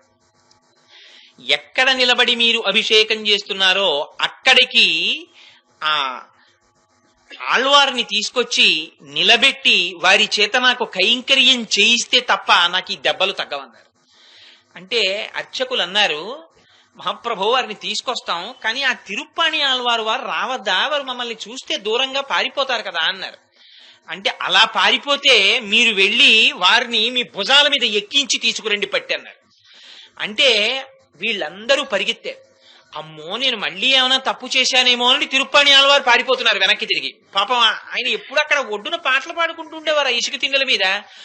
అయ్య బాబోయ్ నిన్ను రంగనాథుడు తీసుకురమ్మన్నాడు ఆగంటారు వీళ్ళు, పారిపోతాడు ఆయన. పరిగెత్తారు ఆయన్ని పట్టుకున్నారు. అమ్మో నేను రాను అక్కడికి నేను రావడమా రంగనాథుడు ఆలయంలోకి అంటున్నారు ఆయన. నువ్వు రావలసిందే, నువ్వు రాకపోతే నన్ను భుజాల మీద కూర్చోబెట్టి తీసుకురమ్మన్నారు రంగనాథుడు అని లోకసారంగులు ఆయన్ని భుజాల మీద కూర్చోబెట్టుకున్నారు. అందుకని ఆయనకి ఏ ఆళ్వారికి లేని బిరుదు వచ్చింది. మునివాహనులు, సాక్షాత్తుగా మునులు వహించారు ఆయన్ని. ఎక్కడ పుడితే ఏమిటండి, భగవంతుడి నామమునందు భగవంతుడి యందు మనస్సు ఉండాలి. దీనికే భగవంతుడి పెద్దపీటేశాడు, ఇంకొక దానికి ఇలా. అందుకే వటుర్వా గేహీవా యతిరపి జటీవా తదితరో నరోవా యక్కశ్చిత్ భవతు భవ కింతేన భవతి యదీయం హృత్పద్మం యది భవతదీనం పశుపతే తదీయత్వం శంభో భవసి భవ భారం చ వహసి అన్నారు శంకరాచార్యులు వారు శివానంద లహరిలో. నువ్వు ఎవరివి నాకు అనవసరం, నువ్వు సన్యాసివా, గృహస్థువా, బ్రహ్మచారివా, యతివా, జటివా, ఇంకొకట, ఎవరికి కావాలా ఇవన్నీ? నీ మనస్సు తెచ్చి నా పాదాల దగ్గర పెట్టావా? పెట్టుంటే అటువంటి వాడి కోసం సర్వకాలముల యందు వాడి వెంట నేను తిరుగుతాను రక్షించుకోవడానికి. అటువంటి వాడిని రక్షించడం వాడికి కాదు, నాకు రక్షణ హేతువు. నేను రక్షించుకోవాలి, అది నాకున్న నియమం. అనన్యాశ్చింతయంతో మాం ఏ జనా పర్యుపాసతే తేషాం నిత్యాభియుక్తానాం యోగక్షేమం వహామ్యహం ఆయన ప్రతిజ్ఞ. అందుకని ఏ లోకసారంగులు కొట్టారో ఆ లోకసారంగుల్ని భుజాల మీద ఎక్కించి తెమ్మన్నారు. ఇది ఏ ఆళ్వారికి దక్కలేదు ఆయనకు. అందుకని మునివాహనులు అని బిరుదుంది తిరుప్పాణి ఆళ్వారికి. ఆయన వహించి తీసుకొచ్చారు, భుజాల మీద తీసుకొచ్చి అభిషేక ప్రదేశంలో నించోబెట్టారు. నించోపెడితే ఆనాడు ఆయన శ్రీరంగనాథుణ్ణి చూసి 10 పాశురాలు చెప్పారండి. ఆ 10 నేను యథార్థమైన మాట చెప్తున్నాను ఇవాళ. ఆళ్వారులలో చాలా మంది చేసిన పాశురాలకి, చాలా మంది చేసిన స్తోత్రాలకి వేదాంత దేశకులు వ్యాఖ్యానం రాయల. తిరుప్పాణి ఆళ్వారు చేసిన 10 పాశురాలకి వేదాంత దేశికులు ఎంతంత వ్యాఖ్యానాలు రాసి మళ్ళీ సమాంతరంగా సంస్కృతంలో శ్లోకాలు రాశారు. వేదాంత దేశికులు అంటే సాక్షాత్తుగా వెంకటేశ్వర స్వామి వారి దగ్గర ఉన్న ఘంటాంశం. ఆ గంట మోగలేదుట 102 సంవత్సరాలు వేదాంత దేశికులు ఉన్నంత కాలం. అందుకని అటువంటి వారు స్తోత్రం చేశారంటే ఆ పాశురాల్ని, అవి ఎంత పరమ పవిత్రములో, ఎంత గుండెల్లోంచి వచ్చాయో మీరు ఆలోచించుకోవచ్చు. అంతటి మహాపురుషుడు తిరుప్పాణి ఆళ్వార్. అటువంటి ఆళ్వారిని స్తోత్రం చేస్తోంది వాళ్ళ అమ్మవారు. అందుకని ఆ పాశురం వాదోపవాదాల కింద పెడుతుంది. అందుకని ఆవిడ లోపల ఇది బయట విన్నప్పుడు ఏమిట్రా వీళ్ళు ఇంత కఠినంగా మాట్లాడుతున్నారు, ఆవిడేమో అవునులేండమ్మా నేనే కఠినరాల్ని అంటుంది. ఇవన్నీ తిరుప్పాణి ఆళ్వార్ మాటలు. అవునులేండి తప్పు నా వల్లే ఉంది, అయ్యో వాళ్ళు వచ్చినప్పుడు నేను తప్పుకోవలసిందని రాతి దెబ్బలు తిని వెళ్ళిపోయినటువంటి తిరుప్పాణి ఆళ్వారిని దృష్టిలో పెట్టుకు చెప్తోంది ఆవిడ ఆ పాశురాన్ని. అందుకని అది 10వ ఆళ్వారు గురించి చెప్తున్న విశేషమైనటువంటి పాశురం. పైగా ఇవాళ అందులో ఉన్నటువంటి గోపిక పరిపూర్ణమైన స్థితిని పొందిన గోపిక. ఆ గోపికని వాళ్ళు అన్నారు, నువ్వు లేత చిలుక వంటి కంఠ మాధుర్యము కలిగిన దానివి అన్నారు. ఎందుచేత అంటే బయట పాడుతున్నటువంటి పాటల్ని ఈవిడ విని లోపల తాను కూర్చుని ఆ పాటలు వినపడగానే వీణ మీద పాడుతోంది. ఇది ఎక్కడిదో తెలుసా అండి? తిరుప్పాణి ఆళ్వారికి పరమేశ్వర కటాక్షంగా అంతక ముందు పెద్ద పెద్ద ఆళ్వార్లు చేసినటువంటి పాశురాల్లో ఉన్న అంతరార్థాలతో ఆయన పాశురాలు చెప్పారు. నిజంగా తిరుప్పాణి ఆళ్వారు చేసినటువంటి పాశురాల యొక్క అర్థతాత్పర్యాలు చదివి నేను తెల్లపోయా. మహానుభావ, ఎక్కడి నుంచి తీసుకొచ్చావయ్యా ఈ అర్థాలు, ఎక్కడి నుంచి వచ్చాయ్యా నీకు ఈ భావాలనిపించింది. నిజంగా అటువంటి పాటలు పాడారు ఆయన కావేరీ నది ఒడ్డున. అది దురదృష్టవశాత్తు తాత్పర్యం అంటే మనం చదువుకలుగుతున్నాం కానీ ఆ పాశురాలు ద్రవిడ భాషలో ఉండడంలో ఆ పాశురాల మీద అధికారం లేకపోయింది. ఆ ద్రవిడ భాష పరమేశ్వరుడు ఏనాటికైనా కటాక్షిస్తే మాత్రం మొట్టమొదట నేర్చుకోవలసినవి తిరుప్పాణి ఆళ్వార్ పాశురాలు. అందుకని అదిగో అటువంటి పాశురాల్లో ఆయన కీర్తన చేస్తారు. ఆయన చేసినటువంటి కీర్తనలు బయట ఇంతక ముందు పాడిన ఆళ్వారుల్లోని పాశురాల యొక్క అర్థములతో ఈయన కొత్త పాశురాల్ని ద్విగుణీకృతమైన అందంతో ప్రతిపాదించినట్టే బయట పాడుతున్నటువంటి గోపికల పాటని అనుసంధానం చేసుకుంటూ లోపల ఉన్నటువంటి గోపిక తాదాత్మ్యతని పొందుతూ పాట పాడుతోంది వీణ మీద. ఇది తిరుప్పాణి ఆళ్వార్ జీవితం. అందుకని లేత చిలుక వంటి కంఠస్వరము కలిగిన దానా అన్నారు. చిలుకకి ఒక లక్షణం ఉంటుంది, మిగిలిన పక్షులకు లేనిది చిలుకకు ఉన్నది ఒక రహస్యం ఉంది. చిలుక వైవర్ణ్యమును పొంది ఉంటుంది. అంటే 2 భిన్నమైన రంగులు, ఒళ్ళంతా ఆకుపచ్చ, ముక్కొక్కటే ఎరుపు. ఇది భగవంతుని యొక్క కథలు చెప్పేటప్పుడు భగవంతునికి సంబంధించినటువంటి గుణములను ఆవిష్కరించేటప్పుడు ఇతరుల్ని మనం ఉద్ధరిస్తున్నామని చెప్పేటటువంటి భావనతో కాకుండా అసలు ఆ భావనని లోపల అనుభవించి ఆర్ద్రత పొందినటువంటి మహాపురుషుల యొక్క ముఖములు వైవర్ణ్యమును పొందుతాయే, అది చిలుక యొక్క ముక్కు ఎరుపెక్కడం. అందుకే చాలా మంది దేవతల యొక్క భుజాల మీద చిలుకలు ఉంటాయి. నేను తిరుమలలో వెంకటేశ్వర స్వామి వారి భుజం మీద కూడా చిలక ఉంది, వక్షస్థలం పక్కన. నేను ఎప్పుడు చూశానంటే, ఒకనాడు వెంకటేశ్వర స్వామి వారు అనుగ్రహించి నా చేత సహస్ర కలశాభిషేకం చేయించుకున్నారు. ఆ రోజున మరి ఎందుచేతనో కానీ బహుశా సహస్ర కలశాభిషేకం టికెట్లే తక్కువ ఆ రోజుల్లో. ఇప్పుడు మరి ఎన్ని ఇస్తున్నారో నాకు తెలియదు కానీ ఒక్కొక్క దంపతుల్నే లోపలికి తీసుకెళ్లారు, ఎవ్వరు లేరు. నిజంగా ఆ రోజున ఒక విచిత్రమైన అనుభూతి. తీసుకెళ్లడంలో ఆ రోజున అదృష్టవశాత్తు స్వామివారు నాకు సీరియల్ నెంబర్ 1 వచ్చింది నా టికెట్కి. అందుకని లోపలికి తీసుకెడితే నన్ను నా భార్యని లోపలికి పెడితే స్వామివారి పాదముల దగ్గర పెట్టినటువంటి ఉత్తరీయాన్ని కత్త అక్కడ ఉన్న అర్చక స్వామి అపారమైన ప్రేమపాత్రులు. నేను ఆ వెనకాతల పాపం మిగిలిన వాళ్ళు వస్తారు, మనం ఎందుకు ఇక్కడ ఎక్కువసేపునో నమస్కారం చేసుకుని వస్తుంటే ఆయన వెనక్కి పిలిచి అన్నారు, ఎందుకో అంత తొందరగా వెళ్ళిపోతున్నావు, నిలబడి పర్వాలేదు మిగిలిన వాళ్ళందరూ వచ్చే వరకు అని. మరి వారికి ఆ రోజున ఏమి కరుణ ప్రసరించిందో నాకు తెలియదు కానీ ఆపాదమస్తకం వర్ణించి చూపించారు వెంకటేశ్వర స్వామిని. ఇదిగోనయ్యా బాబు, ఇదిగో పాదాలు చూసావా, ఇదిగో చూసా ఈ పక్కన రామచంద్రమూర్తి ఉంటారు ఇక్కడ ఆలయంలో అని ఇవన్నీ చూపిస్తూ చిలుకని చూపించారు, పూలదండ తప్పించి. ఇదిగో చిలుకుంటుంది వెంకటేశ్వర స్వామి వారికి. అందుకని ఆ చిలుకని పెట్టుకోవడం అంటే అటువంటి ముఖములో వైవర్ణ్యమును పొంది సర్వకాలములయందు భగవంతుని యొక్క గుణములను తాను అనుభవిస్తూ అవి చెప్పేటప్పుడు అటువంటి తాదాత్మ్యతని పొందేటటువంటి ఆచార్యులున్నారే, ఆ స్థితిని చిలుక చూపిస్తుంది. అటువంటి స్థితిలో ఇవాళ ఆ లోపల ఉన్నటువంటి గోపిక ఉంది, అదే తిరుప్పాణి ఆళ్వారు. అందుకని అటువంటి తల్లిని పట్టుకొని బయట ఉన్న వాళ్ళు అన్నారు, ఏమలా లోపల పడుకునున్నావు, లేచి బయటికి రావా, లేత చిలుక వంటి కంఠమాధుర్యము కలిగిన దానా అని పిలిచారు. పిలిస్తే ఆవిడికి కొంచెం ఖేదం కలిగింది.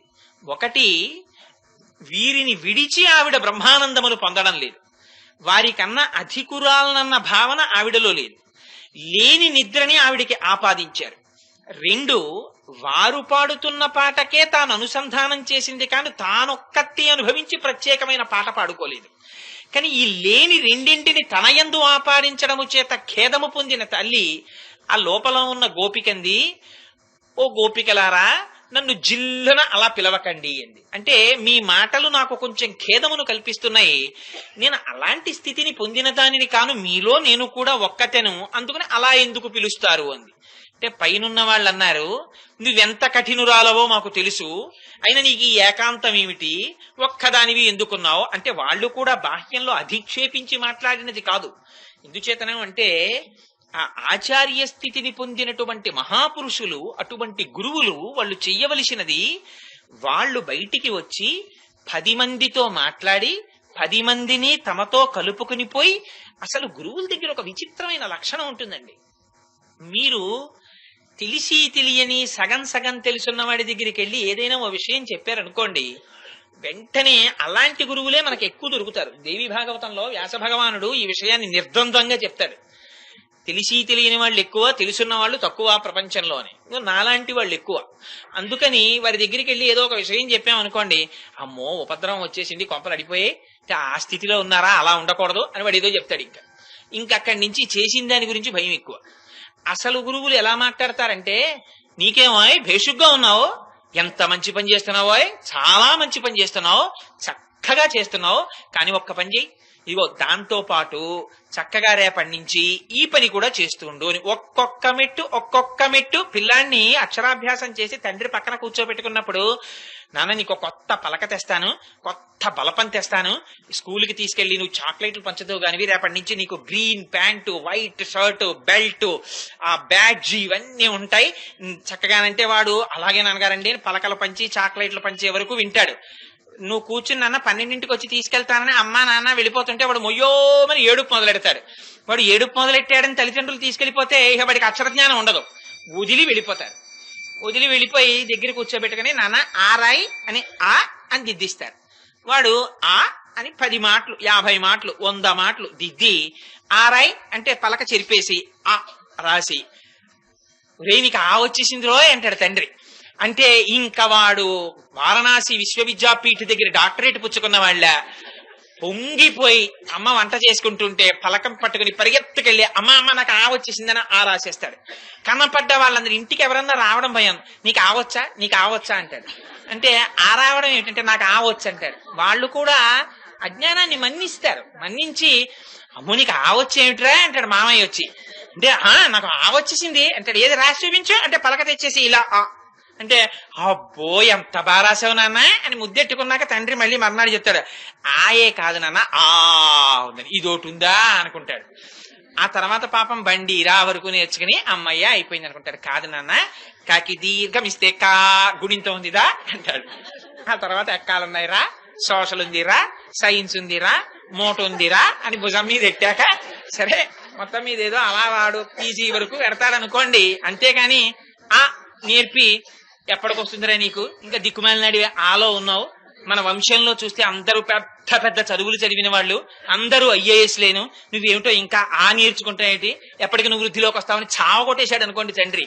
ఇక వాడికి చదువు వస్తుందే, వాడు ఇంట్లోంచి పారిపోతాడు. పలక కనపడితే 104 జ్వరం వస్తుంది వాడికి. అందుకని గురువు అన్నవాడు ఎవ్వడూ కూడా సార్ నేను ఇక్కడ వరకు ఉన్నానండి అంటే శబాష్ చాలా మంచిదోయ్ చాలా మంచి పని, ఇంక దేనికి బెంగ నీకు అంటాడు. నేను అలాంటి వాళ్ళని చూశాను. మనకి ఏం రానివ్వండి నేను ఉపన్యాసాలు చెప్తున్నాను అన్న విషయం శ్రీభాష్యం అప్పలాచార్య స్వామి వారికి తెలిస్తే వైజాగ్ వెళ్ళినప్పుడు వారి దగ్గరికి ఎడుతూ ఉంటాను. ఈ విషయం వారికి తెలిసాక ఒకసారి వెళ్ళినప్పుడు భయపడ్డా, ఇవుతారేమో వారి దగ్గర నోరేలా. నేను వెళ్ళి కూర్చుంటే మా దొరగారు కూడా వచ్చారు ఒకసారి. ఆ రోజున ఆయన సడన్ గా అన్నారు, ఏది కోటేశ్వరరావు శివానంద లహరిలోంచి ఆ శ్లోకం చెప్పన్నారు. అడిగి శివానంద లహరిలోంచి అడుగుతున్నారు ఏంటన్నా నేనే అనుకున్నాను. అది అంకోలం నిజ బీజ సంత తెరయస్కాంతో ఫలం సూచిక అనో శ్లోకం ఉంది, అది చెప్పన్నారు. చెప్పా దాని అర్థం చెప్పు అన్నారు. చెప్పా. ఏడు దీన్ని రామాయణంలో ఇంకో రామాయణం చెప్తున్నావుట అందులోంచి శ్లోకం చెప్పు అన్నారు. ఓ శ్లోకం చెప్పాడు. తిరుప్పవై కూడా చెప్తున్నావు అన్నారు. 18వ పాశురం చెప్పన్నారు. ఉందు మన కలిత్తునోడాల తోల్వలియన్ నందగోపాలన్ మరుమగళే నెప్పిన్నాయని ఏదో ఆ పాశురం చెప్పా. చెప్తే అబ్బో అబ్బో అబ్బో కోటేశ్వరరావు చాలా బాగుందో అని అక్కడికి అని. ఆ తర్వాత ఎప్పుడైనా ఫోన్ చేస్తే కోటేశ్వరరావు నాన్న రామాయణం ఎప్పుడైనా చెప్తే రాముడి పరిపూర్ణమైన మానవుడిగా చెప్పాలి. ఎందుకని రాముడి యొక్క అవతారం ఎంతకాలం గుర్తుంటుందో అంతకాలం మనుష్య జాతి నిలబడుతుంది. చూడండి ఆ మాట్లాడడంలో వారి స్థాయి ఏమిటి, వేరొకరి స్థాయి ఏమిటి, కానీ వారు నిరుత్సాహపరచరు. ఆ ఉత్సాహపరచడంలో ఉంది, ఆ గట్టి ఎక్కించడంలో ఉంది. అది ఔదార్యం. అది అందరికీ ఉండదు, అది కొంతమందికి ఉంటుంది. అది మహాపురుష లక్షణం. అటువంటి మహాపురుష లక్షణం ఉన్న గోపికవి నువ్వు లోపలున్నావు. ఆ ముఖమును వైవర్ణ్యమును పొందేటటువంటి గోపికవి. అటువంటి దానివి నువ్వు లోపల పడుకుంటే ఇది వాళ్ళ బాధ. నువ్వు లోపలుండిపోతే నువ్వు ఒక్కత్తివి అనుభవిస్తే మాకెప్పటికీ తెలుస్తుంది. అందుకని బయటికి రా, వచ్చి మాతో కలిసి మమ్మల్ని కూడా ముందుకు తీసుకెళ్లి మాతో పాటుగా నువ్వు ఉండి ఉద్ధరించాలి. లేకపోతే నీకు ఆ పూర్ణత్వం ఎప్పటికి కలుగుతుంది అంటే ఆవిడంది పోన్లేండమ్మా నేనే కఠినురాల్ని అంది. గురువుల దగ్గర ఉన్న గొప్ప విషయం వాదనల జోలికి వెళ్ళరు. ఒకవేళ ఒక 2 మాటలు 3 మాటలు చెప్పడానికి ప్రయత్నించి వాడు మూర్ఖత్వానికి వెడుతున్నాడు అని అనిపిస్తే వెంటనే ఒక మాట చెప్తారు. పోన్లేవోయ్ నువ్వు చెప్పిందే నిజమనుకో అని. ఎందుకు వీడితో వాదన నాకెందుకు, వీడే తెలుసుకుంటాడు ఏదో ఒకనాడని. అందుకని గురువుల దగ్గర వినడం నేర్చుకోవాలి, కానీ గురువుల దగ్గరికి వెళ్ళి మనం చెప్పడం మొదలెట్టకూడదు. ఇలాంటివి చేశారు కొంతమంది. రమణ మహర్షి చాలా తక్కువ మాట్లాడేవారు. 4 రోజులకి ముందు నుంచి వచ్చి రమణ మహర్షి ఆశ్రమంలో ఆ మూల ఈ మూల ఈ మూల ఈ మూల కూర్చునేవాడు. ఆయన చూస్తూనే ఉన్నారు ఒక కన్నేసి. వచ్చిన వాళ్ళందరూ ఏదో ప్రశ్న అడిగేవారు, ఆయనకి తోస్తే జవాబు చెప్పేవారు, నమస్కారం పెట్టి వెళ్ళిపోయేవారు. ఓ 4 రోజులు పోయిన తర్వాత ఆయన దగ్గరికి వచ్చాడు. వచ్చి అయ్యా గురువుగారిని ఎలా సెలెక్ట్ చేసుకోవాలండి అని అడిగాడు. రమణ మహర్షి అన్నారు, గురువుగారిని నువ్వు సెలెక్ట్ చేసుకోవడం ఏంటి, గురువుగారు నిన్ను సెలెక్ట్ చేసుకుంటారా, నువ్వు గురువుగారిని సెలెక్ట్ చేసుకుంటావా? గురువుని నువ్వు గౌరవించాలి, నువ్వు సెలెక్ట్ చేయడం ఏమిటి గురువుగారిని అన్నాడు. మరి మా గురువుగారు ఇలా చెప్పలేదే అన్నాడు. అంటే పోన్లే వృద్ధిలోకి రావలసిన వాడని గురువు అంటే నీకు గురి నేర్పేవాడయా, నిన్ను ఉద్ధరించవలసిన వాడు అని 2 మాటలు చెప్పారు. ఇవన్నీ మా గురువుగారికి లేవండి. మీరు చెప్పినవన్నీ ఇన్నాళ్ళు ఆయన గురువుగారు అని తిరిగాం. ఆయన దగ్గర మీరు చెప్పిన లక్షణాలు ఒక్కటి లేవు సార్. ఇది ఇంకొకటి కూడా చెప్తున్నాడు. పిఠాపురంలో ఇంకో ఆయన ఉన్నాడు, ఆయన ఇంతే సార్ అని మొదలెట్టాడు. అన్నీ విని నేను రమణ మహర్షి జీవితంలో ఆయన మాట్లాడిన మాటలలో అంత వ్యగ్రతతో రమణ మహర్షి మాట్లాడినటువంటిది ఇంకొక సందర్భంలో నేను చూడాల. కావాలంటే రిఫర్ అదేంటి సూర్యనాగమ్మ గారి లేఖలు ఏమమ్మా ఉందా? ఎంత కోపడ్డారు ఆ రోజునైనా. అవును 4 రోజుల నుంచి చూస్తున్నా, మూట కట్టి అన్ని పోగేసుకుని దగ్గరికి జరిగి ఇవాళ గురువుల గురించి మాట్లాడడానికి వచ్చావు. ఇవాళ ఇక్కడ మాట్లాడావు, రేపు ఇంకొకటి దగ్గరికి వెళ్ళి ఆ రమణ మహర్షికి ఏం చేసి మాట్లాడతావు. దీనికోసమా దగ్గరికి జరిగావు? పెంటపోగులో సాలగ్రామాన్ని వెతుక్కోవడం నేర్చుకో. సాలగ్రామం రాళ్లలో ఉంటుంది. రాళ్లని తీసి సాలగ్రామాన్ని కళ్ళకద్దుకో. గురువుల గురించి తక్కువ చేసి మాట్లాడడానికి నీకున్న యోగ్యత ఎంత అని ఆ రోజున రమణులు ఆగ్రహాన్ని ప్రదర్శించారు. అందుకని పెద్దలైనటువంటి వారిని దగ్గర ఎలా ఉండాలో నేర్చుకోవాలి. అందుకని వారు పోన్లే తప్పులు మా ఎందున్నాయి అంటారు. అలా అని ఎంత సరిపెట్టుకున్నా వారిని ఉద్రేకపరచకూడదు. అందుకని ఇవాళ లోపలున్న గోపిక అవి పాశురముల కింద చెప్తోంది, కానీ ఎన్ని జీవన సత్యములు మాట్లాడుతోంది ఆవిడండి ఇవాళ ఆ తల్లి. అందుకని నువ్వు పరిపూర్ణురాలివి. అటువంటి దానివంటే ఆవిడంది, పోన్లేండమ్మా నేనే కఠినురాల్ని, ఇంత విషయం తెలుసున్నా ఇన్నాళ్ళ నుంచి వచ్చి 4 మాటలు మీకు చెప్పి నేనే ముందుండి మిమ్మల్ని తీసుకెళ్లి ఆ కృష్ణ పరమాత్మ యొక్క సంశ్లేషమును అనుభవింప చెయ్యకపోవడం నాదే తప్పనుకోండి. పోన్లేండి ఇవాళ వచ్చాను కదా, ఇంక నుంచి మీతోనే ఉంటాను, కలిసి ఉందాం అంటే వేరొక భాషలో చెప్పాలంటే ఇది వాళ్ళకి ఓదార్పు మాట. నేను వచ్చి ఏం చెయ్యాలి అంది ఆవిడ. మన మృత్యుంజయరావు గారు శ్రీభాష్యం అప్పలాచార్య స్వామి వారి దగ్గరికి వెళ్ళి మీరు ఒక్కసారి కాకినాడ రావాలి, మీరు ఒక్కసారి కాకినాడ రావాలన్నారట. అలాగే వస్తాను లేవో తప్పకుండాను అన్నారట. శ్రీభాష్యం అప్పలాచార్య స్వామి వారు వస్తే ఏం చేస్తారు? శ్రీభాష్యం అప్పలాచార్య స్వామి వారు వచ్చి చూసేది ఉండదు. ఆయన వస్తే మనందరం వెళ్ళి నిలబడతాం. మహానుభావ, ఒకనాడు ఈ కాకినాడ పట్టణాన్ని ఉద్ధరించిన వారండి, మీరు నడిపించిన బాటలో వెడుతోంది పట్టణం ఆ భక్తి మార్గంలోనే. వీళ్ళు మనందరినీ చూసి ఆయన సంతోషిస్తారు, ఆయన మనని చూడడం మనకు ఆనందం. అలా వీళ్ళన్నారు, బయట మేము నించున్నాం, నువ్వు ఒక్కసారి బయటికి రావాలి, నువ్వు ఒక్కసారి బయటికి వచ్చి మేమందరం ఉన్నామో లేదో లెక్క పెట్టుకోవాలి. ఎందుకు లెక్క పెట్టుకోవడం? వాళ్ళు బయటికి వచ్చి గురువులు, మా గురువు గారు ఉన్నారు అమరేశ్వర ప్రసాద్ గారు, ఒకసారి ఎప్పుడన్నా కనపడి ఏం కోటేశ్వరరావు బాగున్నావో అని ఇలా అన్నారనుకోండి భుజాల మీద, నాకు ఇంకా ఏదో అంగడాలు పెట్టేసినట్టు ఉంటుంది, అంత సంతోషంగా ఉంటుంది. అలా ఆ గురువులు వచ్చి ఒక్క మంచి మాట చెప్తారు, ఆ భుజం తడతారు, ఏమో బాగున్నావా కోటేశ్వరరావు అని, కాళేశ్వరరావు బాగున్నారా అని అందరినీ పేరు పేరు నా పూర్వభాషీచ రాఘవ అని రాముళ్ళ వాళ్లే పలకరించి మాట్లాడతారు. అసలు ఆ ఆర్ద్రత నేర్చుకోవాలి ప్రత్యేకించి. అలా మాట్లాడుతుంటే అబ్బాయి ఎంత సంతోషంగా, నన్ను పలకరించారండి, ఆయన మర్చిపోలేదు, ఎప్పుడు 15 ఏళ్ల క్రితం శ్రీపాదారి దొడ్లో మాట్లాడినప్పుడు పరిచయం, ఇప్పటికీ గుర్తుపెట్టి మాట్లాడారండి అంటాం. వారు మాట్లాడడం వారికి ప్రయోజనం కాదు, వీరిని ఉద్ధరిస్తుంది, వీరు సంతోషపడిపోతారు. గురువులు మాట్లాడితే నువ్వు రావాలి, మమ్మల్ని అందరినీ ముట్టుకోవాలి, ఇలా ముట్టుకుని బాగున్నావా అని ఇలా నువ్వని మమ్మల్ని అందరినీ తోడుకు తీసుకెడుతుంటే మేము పొంగిపోతాం. అదిట వీళ్ళ కోరిక. అందుకని నువ్వు బయటికి రావా అని అడిగితే అలాగే వస్తాను, వచ్చి నేనేం చెయ్యాలి అందావిడ. గురువు ఎందుకు వస్తాడండి బయటికి? మీరు బయటికి వచ్చి ఒక్కసారి మా ఇంట్లో ప్లేటు పూరి తిందురు గాని, ఒక యాపిల్ పండు తినడానికి మా ఇంటికి పిలుస్తున్నాం, ఇంతకన్నా అన్యాయమైన పిలిపి ఇంకోట్లేదు. గురువుని పిలిస్తే ఎందుకు పిలవాలి? అయ్యా ఒక్కసారి మా ఇంట్లో 90 ఏళ్ళు వచ్చి బయటికి రాలేకపోయిన మా అమ్మగారు ఉందండి, మీరు చెప్పిన మాటలు పట్టుకెళ్లి మా అమ్మగారికి చెప్తే పరవశించిపోయి కళ్ళ నీళ్లు పెట్టుకుని ఒక్కసారి అతన్ని చూడాలనుందిరా అంటోందండి మా అమ్మగారు. ఒక్కసారి వచ్చి మీరు 4 మాటలు చెప్తే మా అమ్మకంత వినపడదు, కానీ మీరు మాట్లాడుతుంటే ఆ 2 మాటలు విని పొంగిపోతుంది. మా అమ్మ పొంగిపోతుండగా ఆవిడ మొహం చూసి నే పొంగిపోతాను. మమ్మల్ని సంతోష పెట్టడానికి మీరు ఒక్కసారి రండి అని పిలవాలి.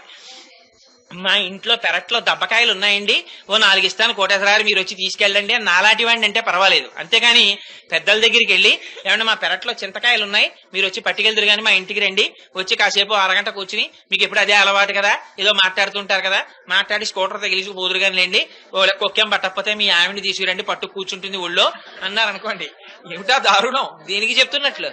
అందుకని మాట్లాడడం అనేటటువంటిది నిన్ను ఉద్ధరించుకోవడానికి గురువుల్ని పిలవడం. అందుకని గురువుని ఎందుకు పిలుస్తారు బయటికి అంటే వాళ్ళన్నారు, అమ్మా నిన్ను ఎందుకు పిలుస్తున్నావో తెలుసా బయటికి, నువ్వు వచ్చి మమ్మల్ని ముట్టుకుని మాతో మాట్లాడి అందరం కలిసి, అడిగో మహానుభావుడు కువలయాపీడమనేటటువంటి ఏనుగుని సంహరించిన కృష్ణ పరమాత్మ ఉన్నాడే, ఆ కృష్ణ పరమాత్మని కీర్తించడానికి పిలుస్తున్నామన్నారు. ఏమిటా కువలయాపీడం? కంసుడంటే మనస్సు. ఈ మనస్సు దేహాత్మాభిమానం అనేటటువంటి అహంకారం అనేటటువంటి ఏనుగు నడ్డు పెట్టింది. ఈ ఏనుగు ఏం చేస్తుంది? కృష్ణుడు వస్తే తొక్కేయమని చెప్పాడు. కృష్ణుడు నిజంగా రానే వచ్చాడు. దీనికోసమని అక్రూరుణ్ణి పంపించాడు. పిలిపించాడు. కృష్ణుడికి తెలియదా అసలు ఎందుకు పిలిపించాడో? వచ్చాడు. వస్తే ఆ మామటివాడు ఏనుగు మీద కూర్చుని దాన్ని అంకుశంతో పొడిచి ఆ కృష్ణుడి మీదకి నడిపిస్తున్నాడు.